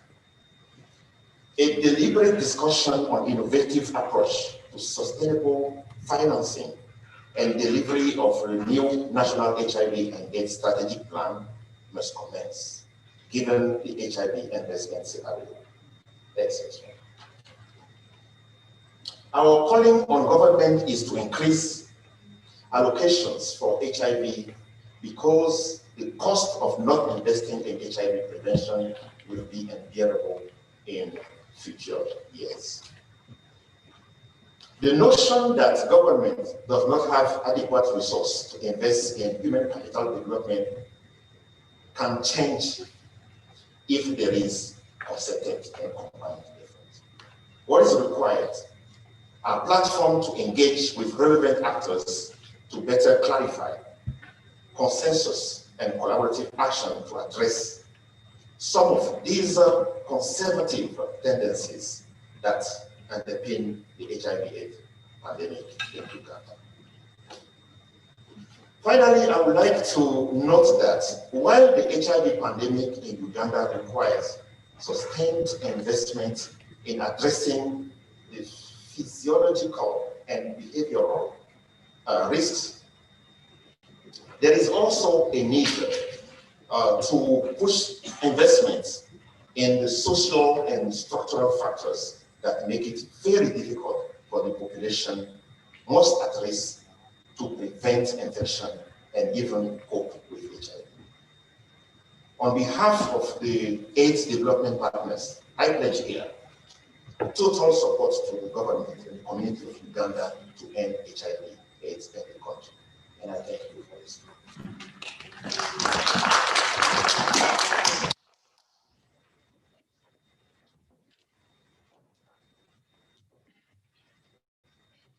Thank you very much, Dr. Minato. Right Honorable Prime Minister, you have heard some of the things that he was talking about and his commitment to work with the government as AIDS development partners and to keep going in Uganda. He did make the point regarding the challenges we still have in Uganda. I always remind myself this, that there are 1,000 new people who get HIV every week. Last year there was 53,000 people who acquired HIV in Uganda. That translates to about 1,000 people every week. So clearly we have quite a bit of work to do. And even though Uganda has made quite a lot of progress, I think the issue of HIV prevention is continues to be a challenge. Right Honorable Prime Minister, if you allow me, I would like to introduce the next speaker. She's one of your own, a member of Parliament, Honorable Flora Nambozo. She's the chairperson of the HIV Committee on Parliament. Everywhere we go to do HIV work, she's always with us. And I was not surprised to see her once again to be with us. Welcome, Honorable Nambozo.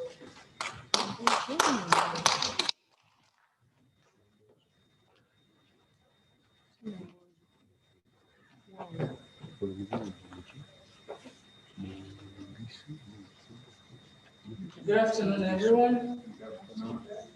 I'm Wamala Nambozo Florence Malaga, a woman MP for Soronko District, but also chairperson to the HIV/AIDS Committee of Parliament. Our chief guest, the Right Honorable Prime Minister, Ndugu Dr. Honorable Her Excellency, the U.S. Ambassador, Her Excellency Natalie Brown, the Honorable State Minister for Primary Health, Honorable Dr. Joyce Moruku Kabicho, the Chairperson AIDS Development Partners, but also UN Women Country Representative, Dr. Minato, the UNAIDS Country Director, also the outgoing UNAIDS Country Director, the representatives of the Interreligious Council of Uganda, representatives of cultural leaders, chairperson of the people living with HIV/AIDS in Uganda, representatives of civil society organizations present, the media fraternity, the board chairman, director general, and staff, Uganda AIDS Commission. Ladies and gentlemen, I welcome you to this World AIDS Day commemoration. The World AIDS Day is commemorated every year to remember our countrymen and women who have succumbed to AIDS disease and to highlight the various efforts put in place to mitigate this great threat. For Uganda, the event provides a powerful platform that we use as we pursue the Presidential Fast Track Initiative for ending AIDS as a public health threat in Uganda by 2030. Taking us back into history, especially at the onset of this epidemic, the world in general and Uganda in particular was at crossroads as far as handling and managing AIDS was concerned. This was mainly due to the ignorance that attributed this disease to witchcraft and general bad omen, a situation that left many to die helpless and isolated even by their own kin, especially in the southwestern parts of Uganda, in a place called Rakai, where the disease was first identified and it hit so hard in the early 80s and early 1990s. The openness of the NRM government under the stewardship of His Excellency Yoweri Kaguta Museveni led Uganda to making the progress in fighting HIV epidemic over the last 4 decades.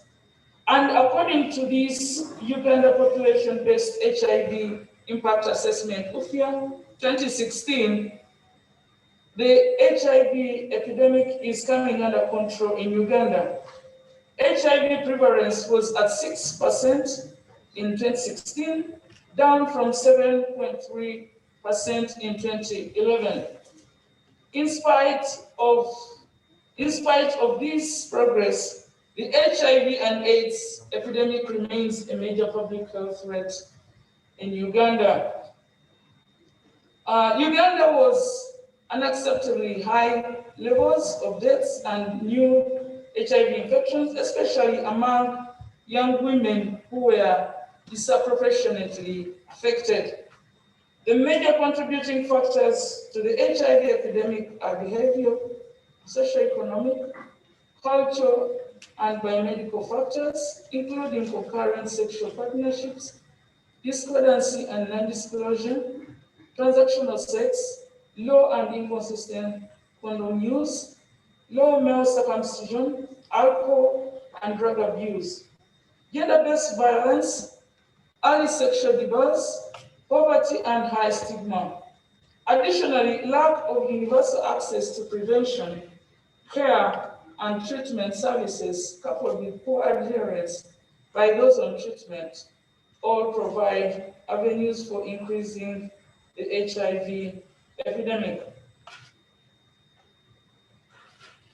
Therefore, the theme for this commemoration this year, national solidarity and a shared responsibility towards ending AIDS, is critical for everyone to reflect on their individual and collective responsibility towards ending AIDS in Uganda.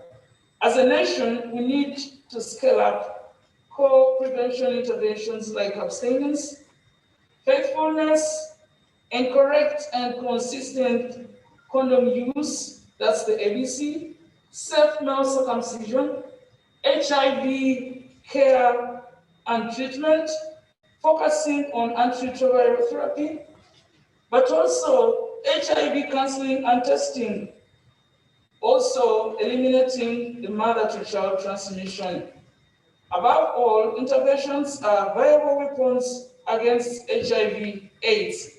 This year's commemorations come at a time when Uganda and the entire world is battling with COVID-19 pandemic.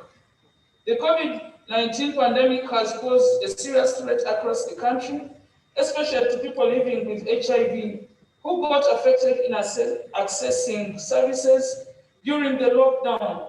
And this, Honorable Right Prime Minister, you remember that on the floor of Parliament, the members of Parliament were serious on this, especially myself, that our HIV/AIDS clients could not access medication because there was no transport. And also that the food rations almost diminished, which affected them so badly considering that their health was already poor.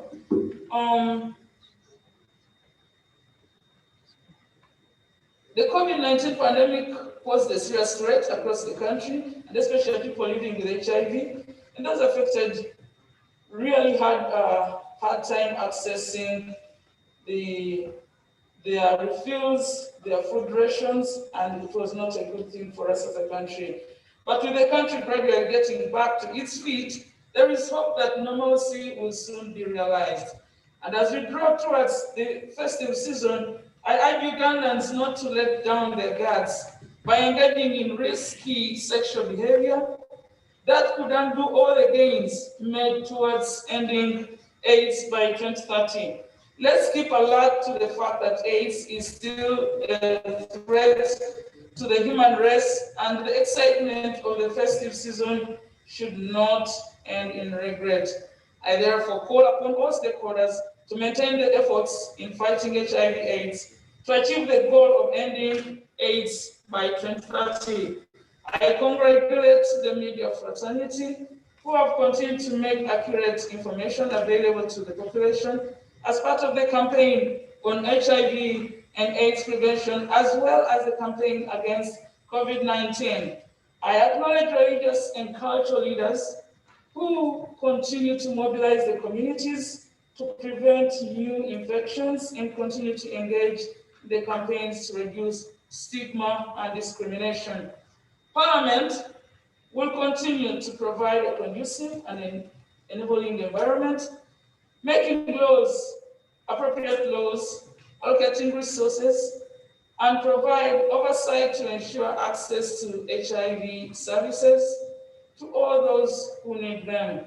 And I will say that strongly because the right Honorable Prime Minister is here, so I know I'm protected in my statement. As I conclude, I would like to thank AIDS development partners for the continued support and request that even as we make more government funding available, do not desert us at this time of need. I also thank the people living with HIV for your great advocacy, work, and service delivery within the communities where you serve. Lastly, I would like to thank His Excellency General Yoweri Kaguta Museveni for the unwavering leadership to the national HIV/AIDS response over the years. His Excellency, the President, has demonstrated continued interest and leadership in HIV and AIDS, most recently COVID-19, for God and my country. I thank you for listening to me.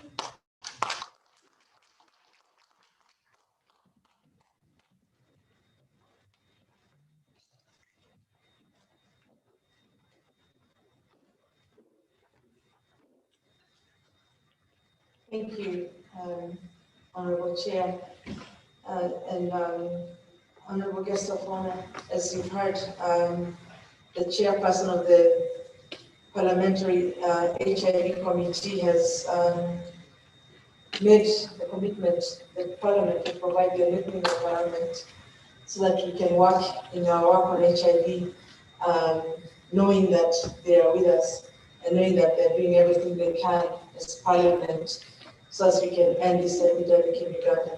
So thank you so much, Honorable Chair. I now have a small, my last act, but before I do that, I wanted to recognize another group from Parliament that is with us, and that is UPDF in Parliament. They are represented by Major Evelyn Asimwe, and I just wondered if you could just stand up for recognition, please. For joining us. Very much appreciate. The military is obviously a very strong partner when it comes to HIV, and it's a privilege that you've made the time to come and be with us today. So my last act here will be to invite a young person, and I don't think it works better since as a mother, I always enjoy listening to young people. We have testimony from a representative of people living with HIV, Hurais Nyazi. I know he's the former Mr. Y Plus. He's a former ambassador. I think he does a lot of work with Y Plus, UNIPA, and I'd like to invite you, Mr. Nyazi, to come and address us. Thank you so much.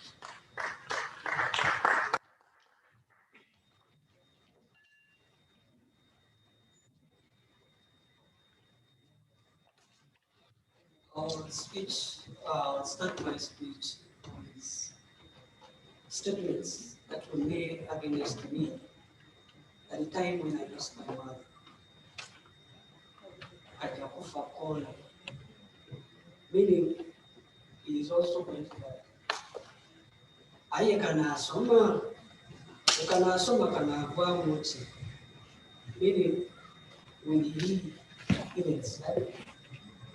If at all he gets the chance to stay, when he becomes something, Vice the Prime Minister, High Excellency, the US Ambassador, all protocols observed. My name is Nazi Hussain. I work with St. Francis Health Care Services in Nigeria. I volunteer with National Forum for People Living with HIV Networks in Matafani as the youth representative on the Sexual Reproductive Health and Rights Alliance in Uganda. I lead a youth group that uses cultural music to support young people living with HIV in our communities, as well as support and enrich the message of sexual reproductive health and rights to them. We realize it's one of the biggest components in our communities. Between the year 1996 and 2014, it has been part of me. This is the time when I lost each and everything that I had in my life. I lost my mother. In fact, I lost my dad in 1996 when I was 1 week old. I lost my mother, I lost my grandmother, I lost my uncle finally in 2014. I was depressed, stigmatized, but without speaking to you. The question is, how did it happen? At the moment when I was stigmatized, at the moment when I was left out, I realized I had no one. But the only hope I had, I was started on treatment and had a very supportive mechanism at the health facility where I was taking my medicine for. This support system enabled me to realize that the only real resource I had around me, or the only real capital I had around me, was indeed HIV. Just like I went to court from the mentor of Fidel, retired, sent out to his brother before he died. He said that social capital is the only thing you can use to go as far as you want. At that particular moment, when I realized I had nothing else apart from HIV itself. I had to exploit HIV to be wherever I wanted to be. That's the time where I realized, what can I do with this HIV that I have? That now I've lost my uncle who has been paying my tuition. But the HIV I have, what can it do to me? How can it support me? I went to the house facility and started volunteering. I finished my senior year. I told them, I want to work here. Be it supply ARVs or carry the files, I'll work. I was taken back to school by the house facility. To cut the story short, I finished my senior six. I joined the university. I hold a foundation diploma in certified public accounting in Uganda. But take a little bit short behind. In my last year in senior six, I told my friends, I was this guy who used to put on a torn shirt and a very bad trouser because I had no one to be with. The only thing I had was to pay for nutrition, and I made sure I used that. So I used to tell my friends, after senior six, I'm going to fly, and everyone was like, you, who cannot even afford transport to take you to a school trip, where are you going to get the money? I told them I'm going to fly, and it's going to be a productive flight. They kept urging me. To cut the story short, after senior six, I happened to participate in the White Plus Campaign. This is a campaign organized by the Uganda Network of Young People Living with HIV to support address stigma around HIV. I won the Eastern auditions and I came to the national and I won. Guess what? One of the privileges that came with it has been the national Eastern class. gotten the flight I wanted to attend the 2018 IAS in Amsterdam. The man they said, will he even study, is in Amsterdam. Will he even become someone? Today, I hold 4 social media platforms that are over the thousands of young people following me. These are young people that have trust in me, have trust in whatever that I put on my social media platform. I've championed and supported young people on grassroots. Very that I cannot mention them in community. But the man they said, really, he didn't study. Aye kana soma, kana soma kana avua muti. Today, I live at Tabas Culture. In fact, Dr. Nelson, how I wish I had enough time. I'll even dance for you guys. I'm very energetic. When it comes to performing, I'm not one person who will not stop watching. I'm so unfortunate that I'm not so good with the useful, but I love culture. I do all the culture music.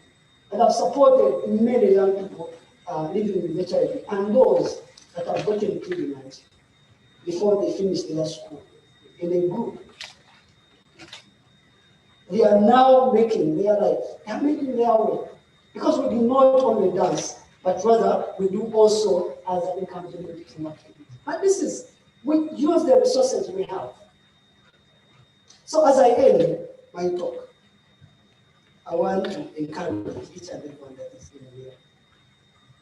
We young people actually know exactly what we want, and we know exactly what our challenges are. And we know exactly what we can do to challenge our challenges or to address our challenges. But the only thing we lack is the support, the investment in us, and the trust in us. My humble request, whoever in this room, let us support young people, regardless of their status, with the little resource we have. With that little thing that you can, even if 5 minutes with me to talk is enough for me. Thank you so much for God and my country.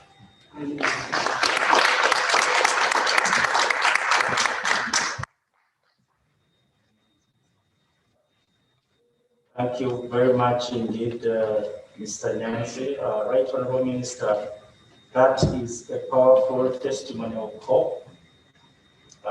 You can see as a young person, he seemed to be losing everything around him. And I think credit to you and your government and to our partners, he was able to access treatment. And it's a different story now from where we speak. So that is a very, very powerful testimony indeed. As we come towards the climax, Right Honorable Prime Minister, I would like to now, it's my honor and privilege to invite Her Excellency, the Ambassador of the United States of America, Ambassador Brown.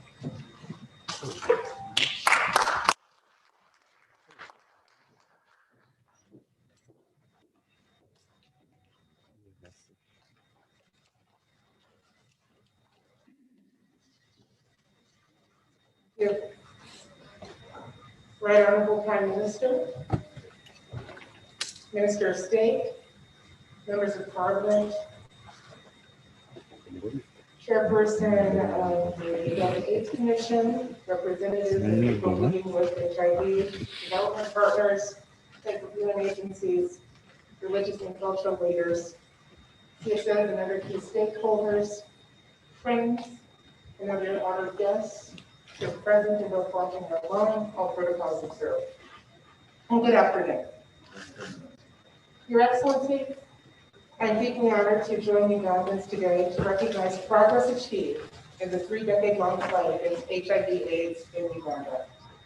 The theme for Global World Day 2020, Global Solidarity, Shared Responsibility, and the Ugandan national theme, National Solidarity and Shared Responsibility towards ending AIDS, point us in the right direction.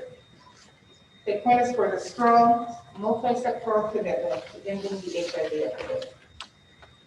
The two themes also highlight the importance of delivering quality, people-centered HIV prevention and treatment services, and of strengthening the capacity and resilience of communities and health systems to address HIV and other health challenges. And this event is an excellent platform to disseminate HIV messages, to increase knowledge, especially among men and young people, about prevention and control of HIV, and for Uganda to demonstrate national and global solidarity towards ending AIDS as a public health threat by 2030. Among the many advocacy events focused on keeping attention on the fight against this pandemic, World AIDS Day is key, and I commend the Uganda AIDS Commission for making this important event happen safely, despite the many challenges posed by the current COVID-19 pandemic. You know, it wasn't that long ago that HIV was a death sentence in many parts of the world. Now, today, together, we have made remarkable progress.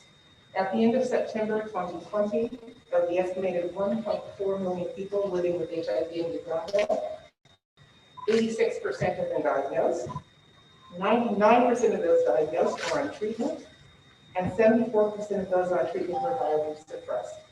This demonstrates that many people living with HIV can access services, achieve viral suppression, and live healthy lives. We still have a way to go, however, to achieve the updated UNAIDS targets of 95, 95, 95. Eliminating the remaining gap would be more challenging and will require highly innovative approaches to provide access to services to children, adolescents, and young men, the groups that constitute the majority of those yet reached. The COVID-19 pandemic only complicated this. While progress continued in some areas, there were setbacks in others, and many community-based programs were paused or had to be redesigned.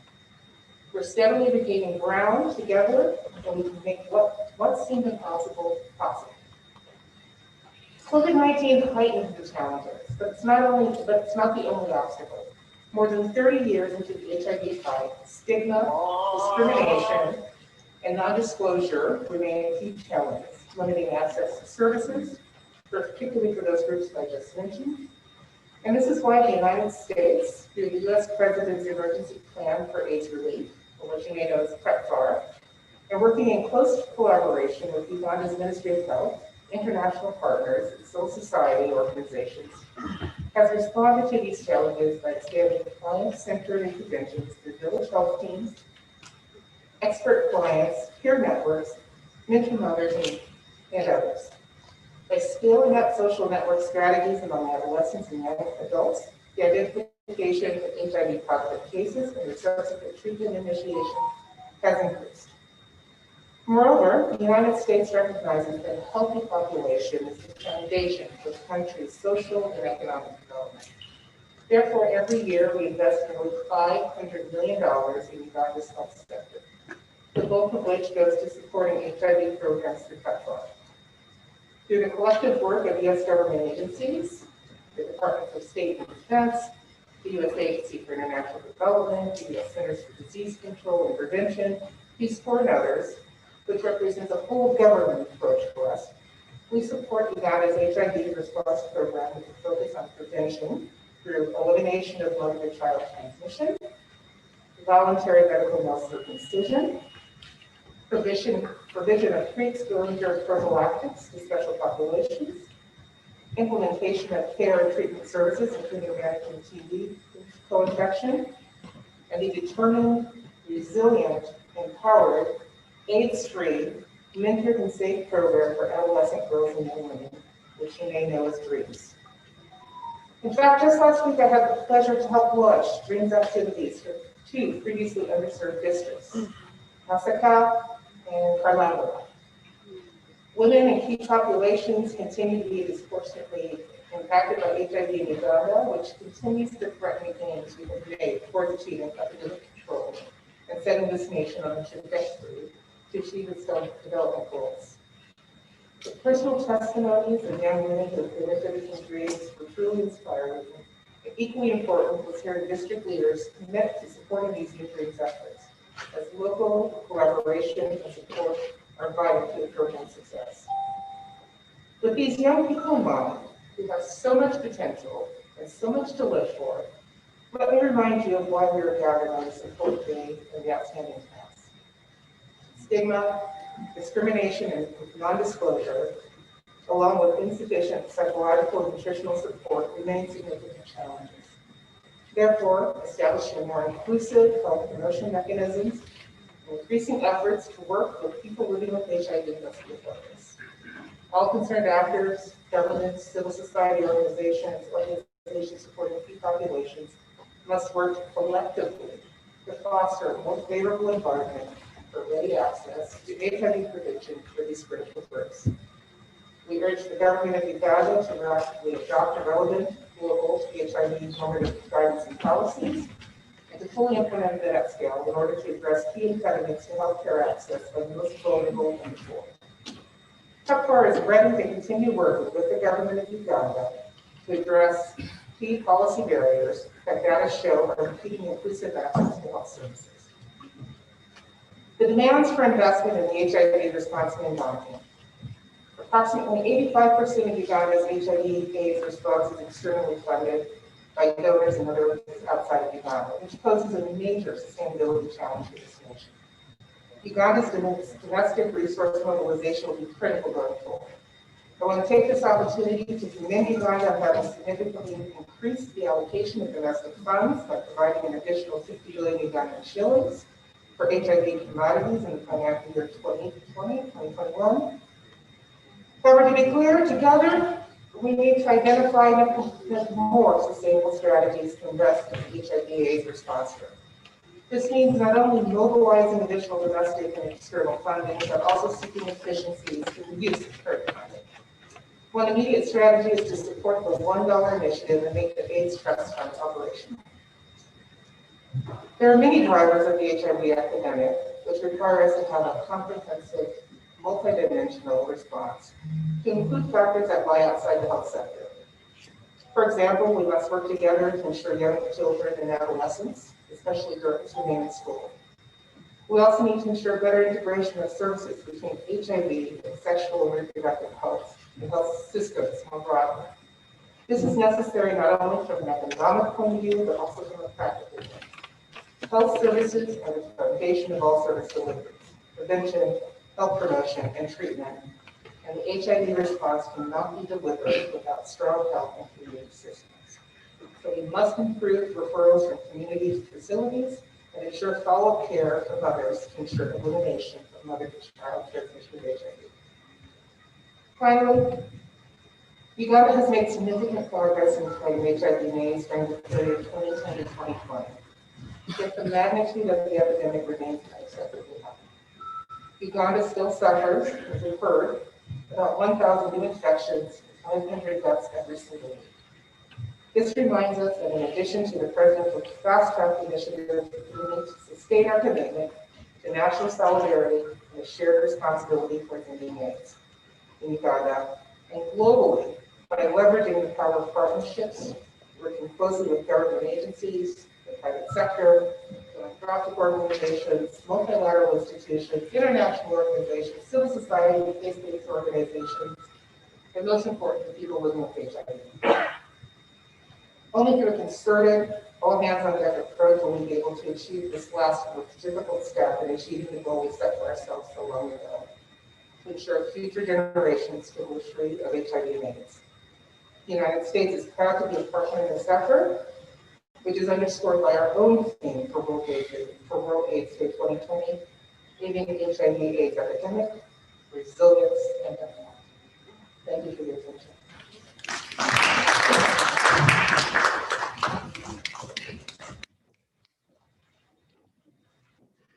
Another round of applause for Ambassador Brown. Thank you very much indeed for those comments and reaffirmation of continued partnership with the government of Uganda. And right now, Prime Minister, I will not waste time to recap what Ambassador Brown has gone through. I would like just at this moment, one of the things we organized right now, Prime Minister, was that knowing that our workers in the office environment, one of the challenges they face is they don't have time to go and seek services. So we've organized HIV testing services, and they are right outside. I brought and informed the two accounting officers, one under the office of the Prime Minister, and the other one under the office of the President. So we hope they can take advantage of that and utilize these services, because they come, they leave their homes early, they go back late, but also we've spoken about the issues of stigma and discrimination. And working with the Ministry of Health and our partners, those are some of the innovations that you take services out of the normal arrangement, the health facility arrangement, and either extend working hours or go to the environments where the people are. The Right Honourable Prime Minister, it's now my privilege and honor to invite the Minister of State for Primary Health Care, who is representing the Minister of Health, but also the Minister in charge of the Presidency, to come and make her remarks. And after that, invite you to address us.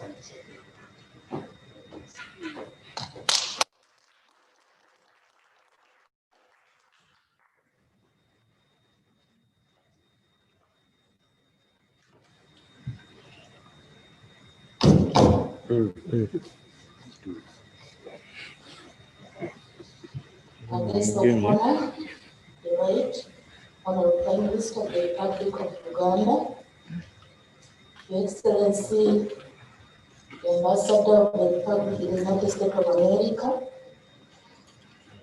the Chairperson of the AIDS Committee of Parliament of Uganda, Chairperson of AIDS Development Partners, the Chairperson of Uganda AIDS Commission,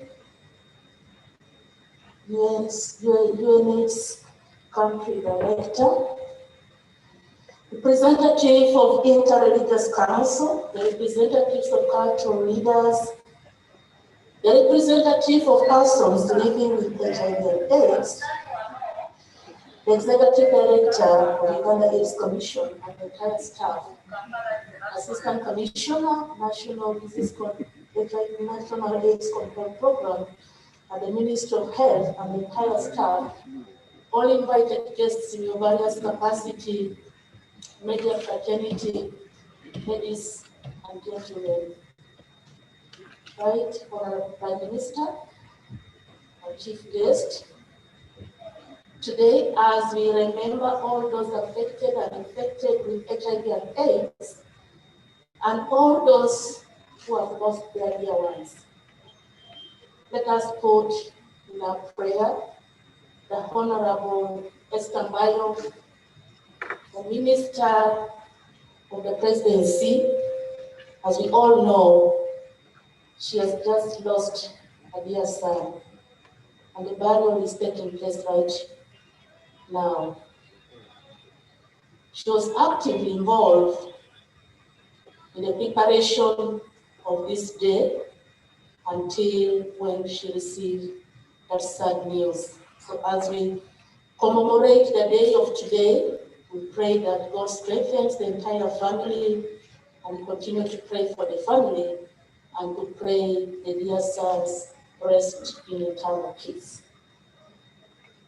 Right now, Prime Minister, on behalf of the Ministry of Health, I join the people of Uganda and the globe, the community, to commemorate the 2020 World AIDS Day. On this day, we take a pause. We reflect on the journey that we have walked together all this long. We reflect on the achievements we have so far made. We note the challenges that we face during the implementation of the HIV/AIDS program and response in Uganda. And on this day of today, we also come together to affirm our collective solidarity with the people living with and those affected by HIV and AIDS. We also remember all those who have died because of AIDS. The Ministry of Health recognizes and embraces the 2020 World AIDS Day theme, which is global solidarity and shared responsibility, and a local theme for our country, national solidarity and a shared responsibility towards ending AIDS. This calls upon all of us to rally our support and solidarity towards ending AIDS. It also reiterates every individual's responsibility to protect themselves, their families, and communities from acquiring HIV infection. The theme is also a rally calling for all stakeholders to demonstrate solidarity with the government of Uganda in the fight against HIV and AIDS on this World AIDS Day. I take this opportunity to congratulate all the AIDS control stakeholders who have worked alongside the people of Uganda, the government of Uganda, in addressing this challenge. Together, we have made tremendous progress towards HIV epidemics control and ending the AIDS as a public health threat. As we close the year, ladies and gentlemen, we take stock of all our achievements and the progress we've so far made towards attainment of the global UN AIDS targets. Our guest of honor, because of the work we have done together, the country continues to register decline in new HIV infections and AIDS-related death.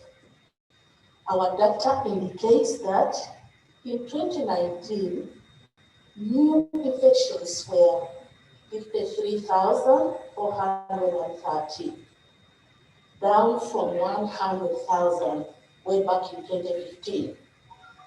While AIDS-related deaths were 21,000 compared to 65,000 in 2015.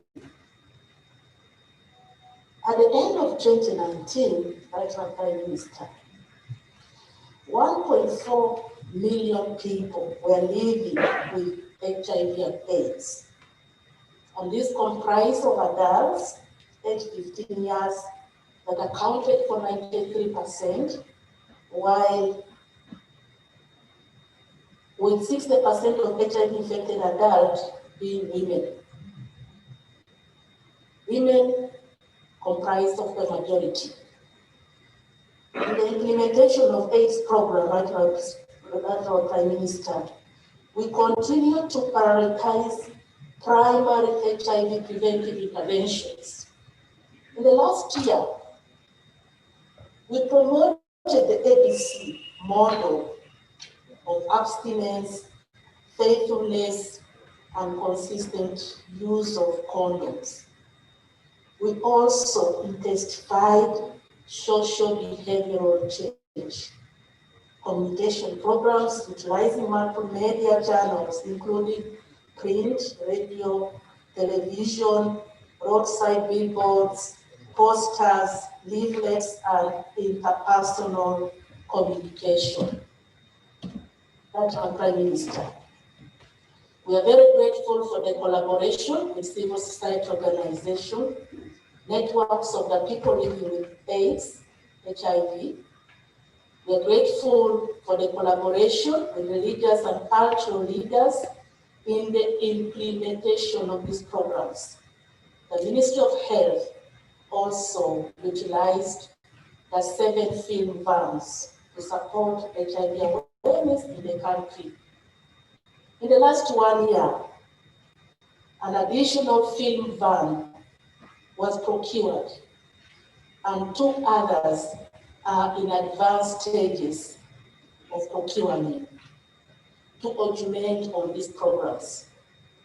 This film van's capacity is also being utilized beyond HIV and AIDS. in support of community mobilization programs like COVID-19 preventive measures, as well as other disease prevention programs. Right, Prime Minister. We appreciate the Global Fund, the USAID, and UNFPA, who have supported the procurement and distribution of 500 million condoms in the country. In the last year, 150 million of these condoms were distributed in the country. The distribution is done through the total market approach involving the public sector and the private sector, as well as social marketing. We're grateful to the national medical stores and joint medical stores. For users and distribution, the Ministry of Health procured and installed an additional 4,000 condoms dispensers across the country. The Ministry of Health, Right Honourable Prime Minister, and our partners, especially EFA and the UN, have continued to provide safe male circumcision as one of the key elements of the fast-track package for HIV epidemic control.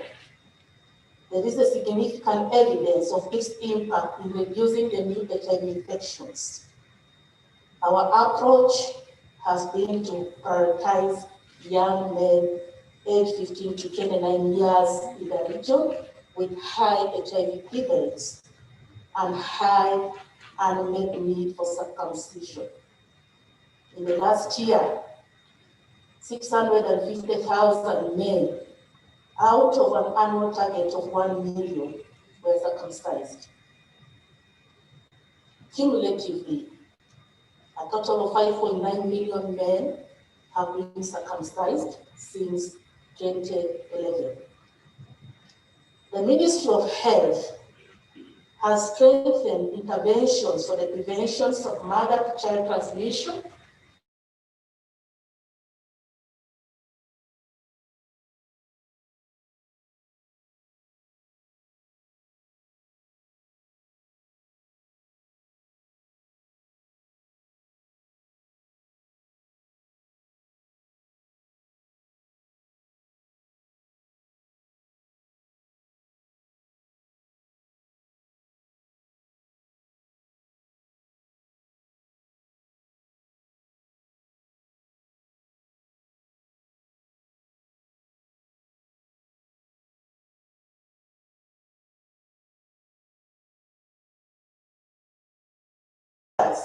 that contribute to these breakthrough infections.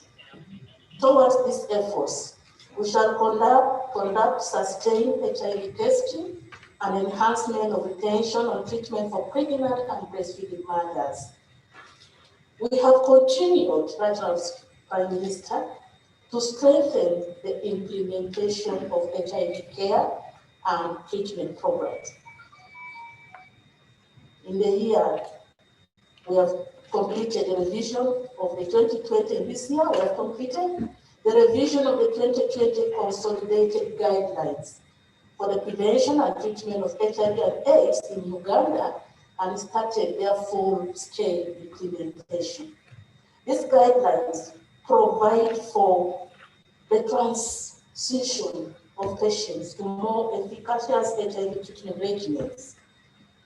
The number of adults and children active on ART increased from 1,198,435 to 1,267,450 in 2019. That is an average of 89% in all HIV-infected individuals. Of these, about 93% are adults, 15 years plus, while 7% were children aged 0 to 14 years. The number of people on ART treatment and the number of facilities across the country were 2,015. In the coming year, the Ministry of Health will focus on bridging program gaps among men. The focus will be on men, the young people, and key population. We will strengthen the identification, linkage, and retention of men, adolescent, and key population in the HIV treatment basket. That was Prime Minister. In this year, we also prioritize the collection of vital strategic information to guide strategic planning and monitoring of HIV epidemic control activities. The Ministry of Health has continued to strengthen the routine data collection system through the District Health Information System. The 2009 annual sanitary surveillance system was also conducted, and it provided data that are being utilized in the production of annual estimates. Right, Prime Minister. The Ministry of Health, ladies and gentlemen, and all stakeholders, including the U.S. Center for Disease Control and Prevention and ICAP at the University of Columbia in New York, finalized and launched the Uganda Population HIV Impact Assessment Survey 2020. Preparatory activities, including the hiring and training of field workers, were completed in October 2019, I beg your pardon.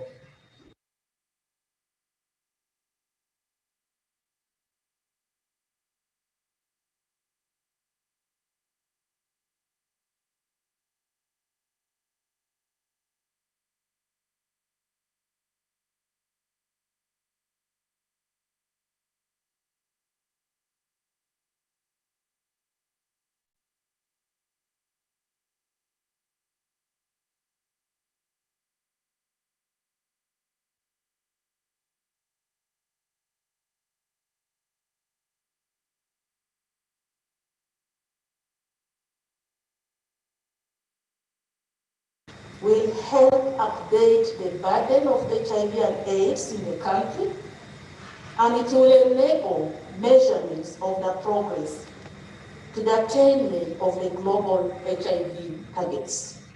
As I conclude, we are very grateful to the partners that have supported the HIV response.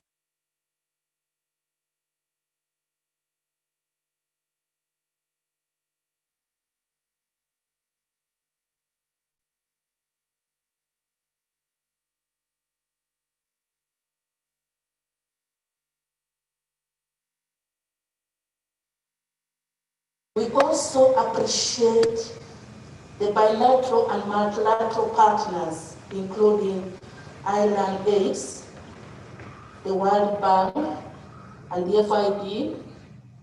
Finally, ladies and gentlemen, I wish to extend our sincere appreciation to His Excellency, the President of the Republic of Uganda, Yoweri Kaguta Museveni, for his extraordinary leadership in the fight against HIV and AIDS in Uganda. As we commemorate the World AIDS Day, ladies and gentlemen, remember, COVID is here with us. It is everybody's responsibility to preserve life, and for that matter, stay safe. Avoid crowds, embrace social distancing, and embrace the use of face masks. I now want to take this single honor and pleasure to invite the Prime Minister of the Republic of Uganda to come and address the country as we continue to commemorate the World's AIDS Day for God and my country.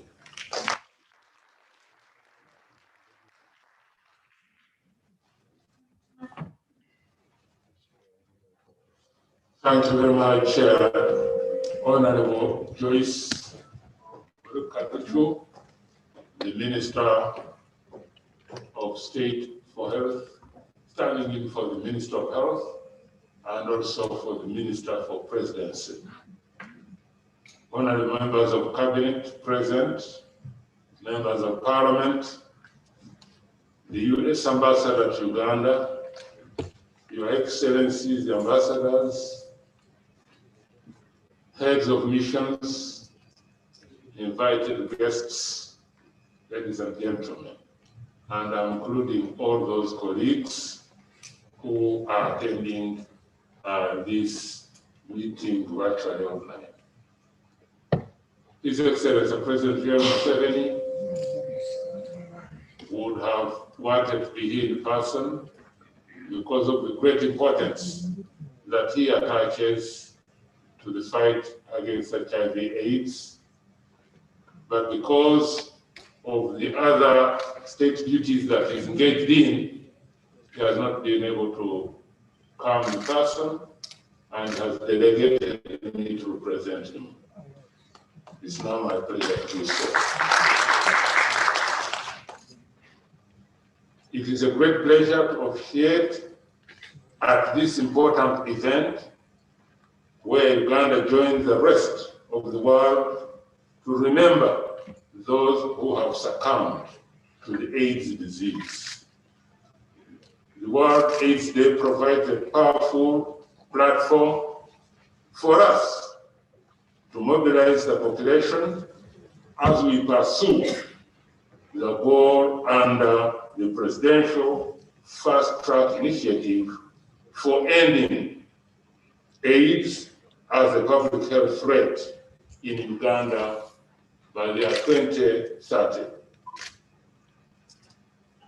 Our World AIDS Day national theme this year is national solidarity and a shared responsibility towards ending AIDS.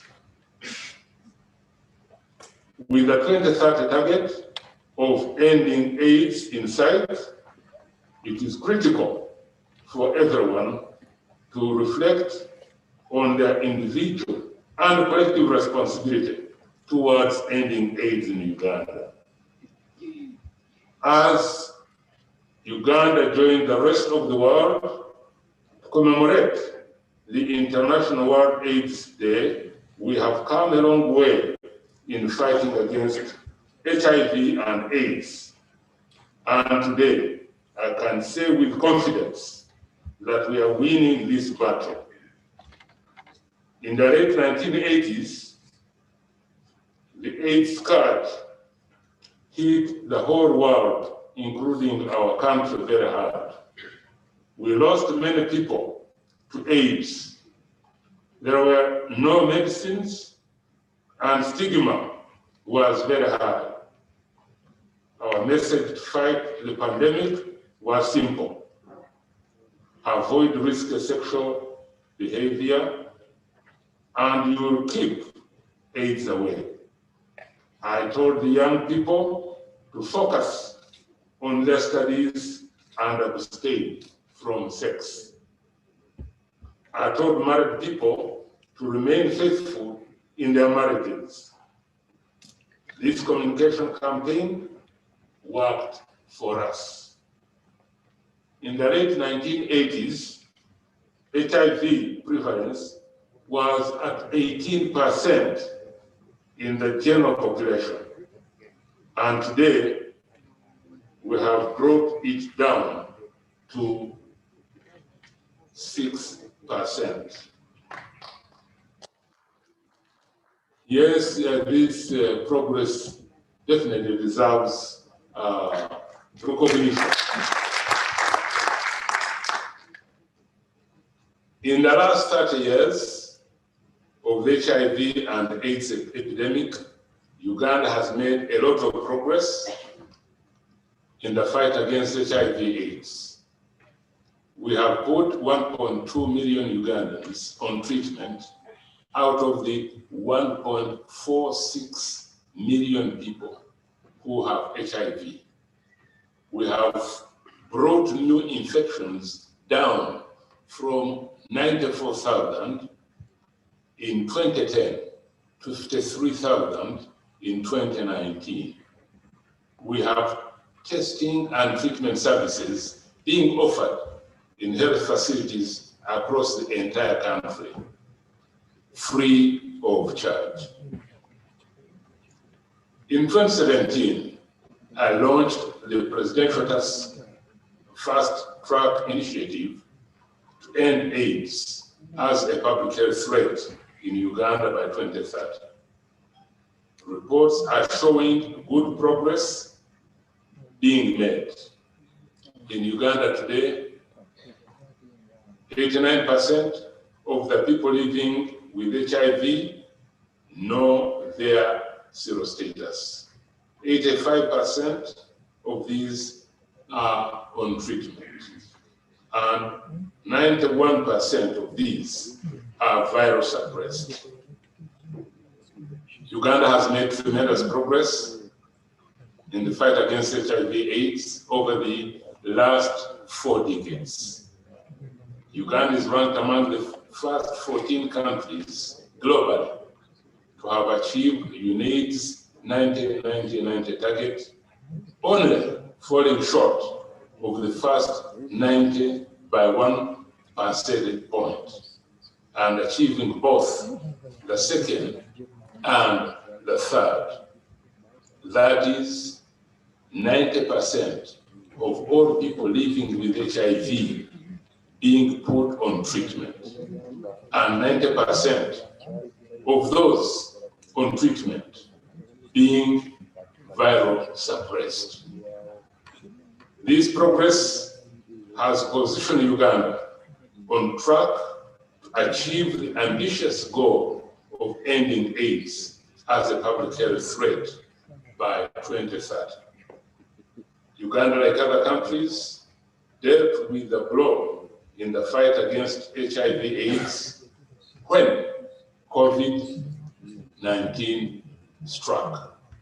The disease rapidly spread across the continents, bringing with it death, disruptions in the national and global economy, and also disruptions in social life. For a long time, Uganda's HIV response has benefited from donor funds, and I thank all donors for their generosity and for their support.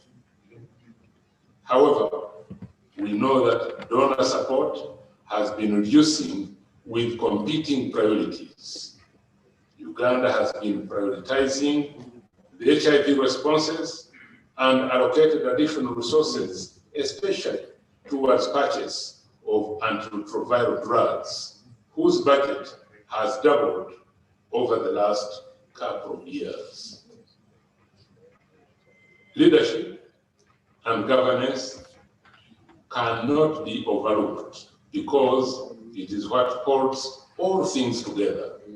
Uganda has been hailed as an African success story for its early response to HIV/AIDS at the start of this epidemic.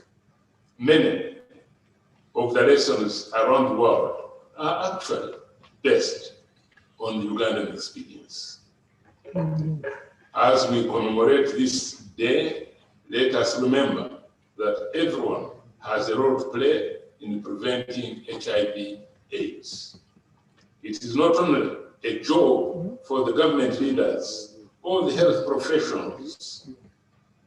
As a father, mother, community member, or leader, activist, in whatever capacity you may be, it is only when we join hands together in solidarity and share the responsibility that we will end AIDS as a public health threat that will indeed happen. So together we will end AIDS being a public health threat. I urge local leaders to guide your communities, to dialogue and reflect on the community-owned solutions, and pay particular attention to eliminating poverty and creating wealth, because these are key underlying factors for HIV acquisition. Conscious efforts should be geared on how to reach the young generation with messages through the use of simple, visual, innovative, and exciting communication tools, including drama, theater, and graphic illustrations, which should reach them through use of social media. And I was very happy to listen to Nyanzi give his powerful testimony and how it's being followed by thousands on his platform. So really, this is very, very good. He's playing his role. Let him encourage all of us who are not yet playing that role to do so. So thank you, Nyanzi. Please convey your message to literally the whole country. It's a powerful message. Prevention activities should be integrated and mainstreamed into other interventions, targeting communities, women, and youth development. HIV and AIDS initiatives need to be decentralized to reach trading centers, markets, community centers, and families. I therefore want to urge Ugandans to remain committed towards ending AIDS in this country.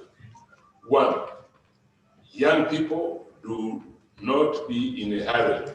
Young people do not be in a hurry to have sex. There are many consequences that you will not be in a position to handle. You should first focus on your education and prepare well to manage your families in the future. Two, I urge the men not to live reckless styles. Be responsible for your lives, your partners, and also your families. Three, women. Women have done well. You should continue to seek health care. If you are pregnant, go to a health facility so that the health workers can test you. And if you are HIV positive, they will support you not to infect your baby. If you are negative, protect yourself against HIV infection. Number four, religious leaders and cultural leaders, talk to your people. Use every opportunity to remind people to be responsible. They should avoid risky sexual behaviors. They should test and know their status. And if HIV positive, they should access treatment. 5, to all Ugandans, avoid stigma and discrimination against people living with HIV. It shows a lack of information to discriminate against people living with HIV because this only escalates the problem. We should be courageous and face the challenge. We should support those with HIV to access treatment and live productive lifestyles. It is the responsibility of each and every one of us to ensure that no child is born with HIV. No person gets infected with HIV. No person dies due to AIDS-related illnesses. And there is no discrimination against people living with HIV. Like our theme for today, let us be united in this cause and share the responsibility to end AIDS as a public health threat in Uganda by 2030. I take this opportunity to thank the Uganda AIDS Commission for coordinating the commemoration of this World AIDS Day. I thank the development partners and all stakeholders who are supporting us in the fight against HIV/AIDS. Please continue with the struggle. We shall conquer and defeat this virus. Lastly, I continue to remind all Ugandans that COVID-19 is here with us. Wear your mask every time you are amidst other people. Wash your hands with soap and keep a social distance. Let us keep safe and let us defeat COVID-19. I thank you.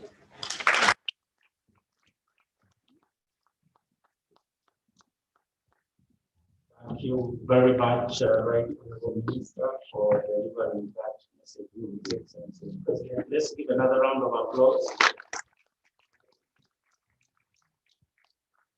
Honorable Prime Minister, we very much appreciate your time and presence and take our appreciation to His Excellency the President. And we wish him success in whatever endeavors he's on now and in the good health and the long life. We've now come to the end of this event and we are going to do two things. One is that we prepared lunch for our guests. So you go to ground zero after the event, have lunch there. But before that, we are going to have the anthems in reverse order. And then I'll request the Right Honorable Prime Minister that we will dignitaries that are with you at the platform. We have photo moment while social distancing before you leave. Thank you for accepting that. Let's have the anthems, please.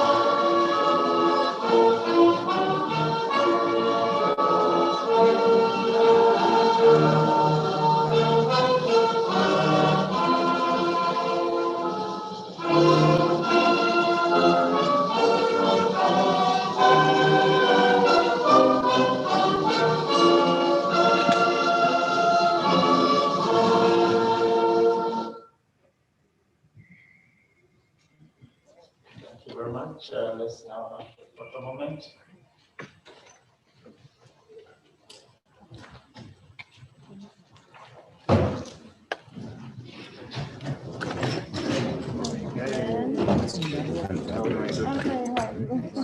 Well done. Thank you.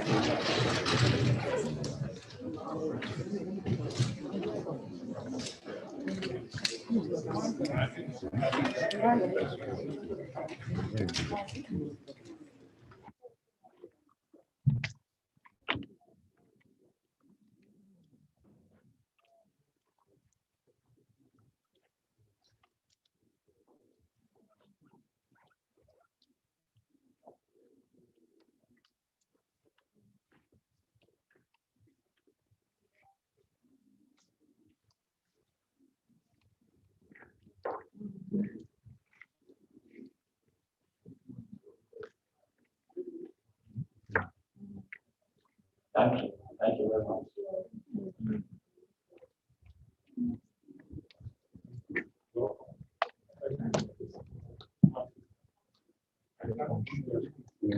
Again, session in the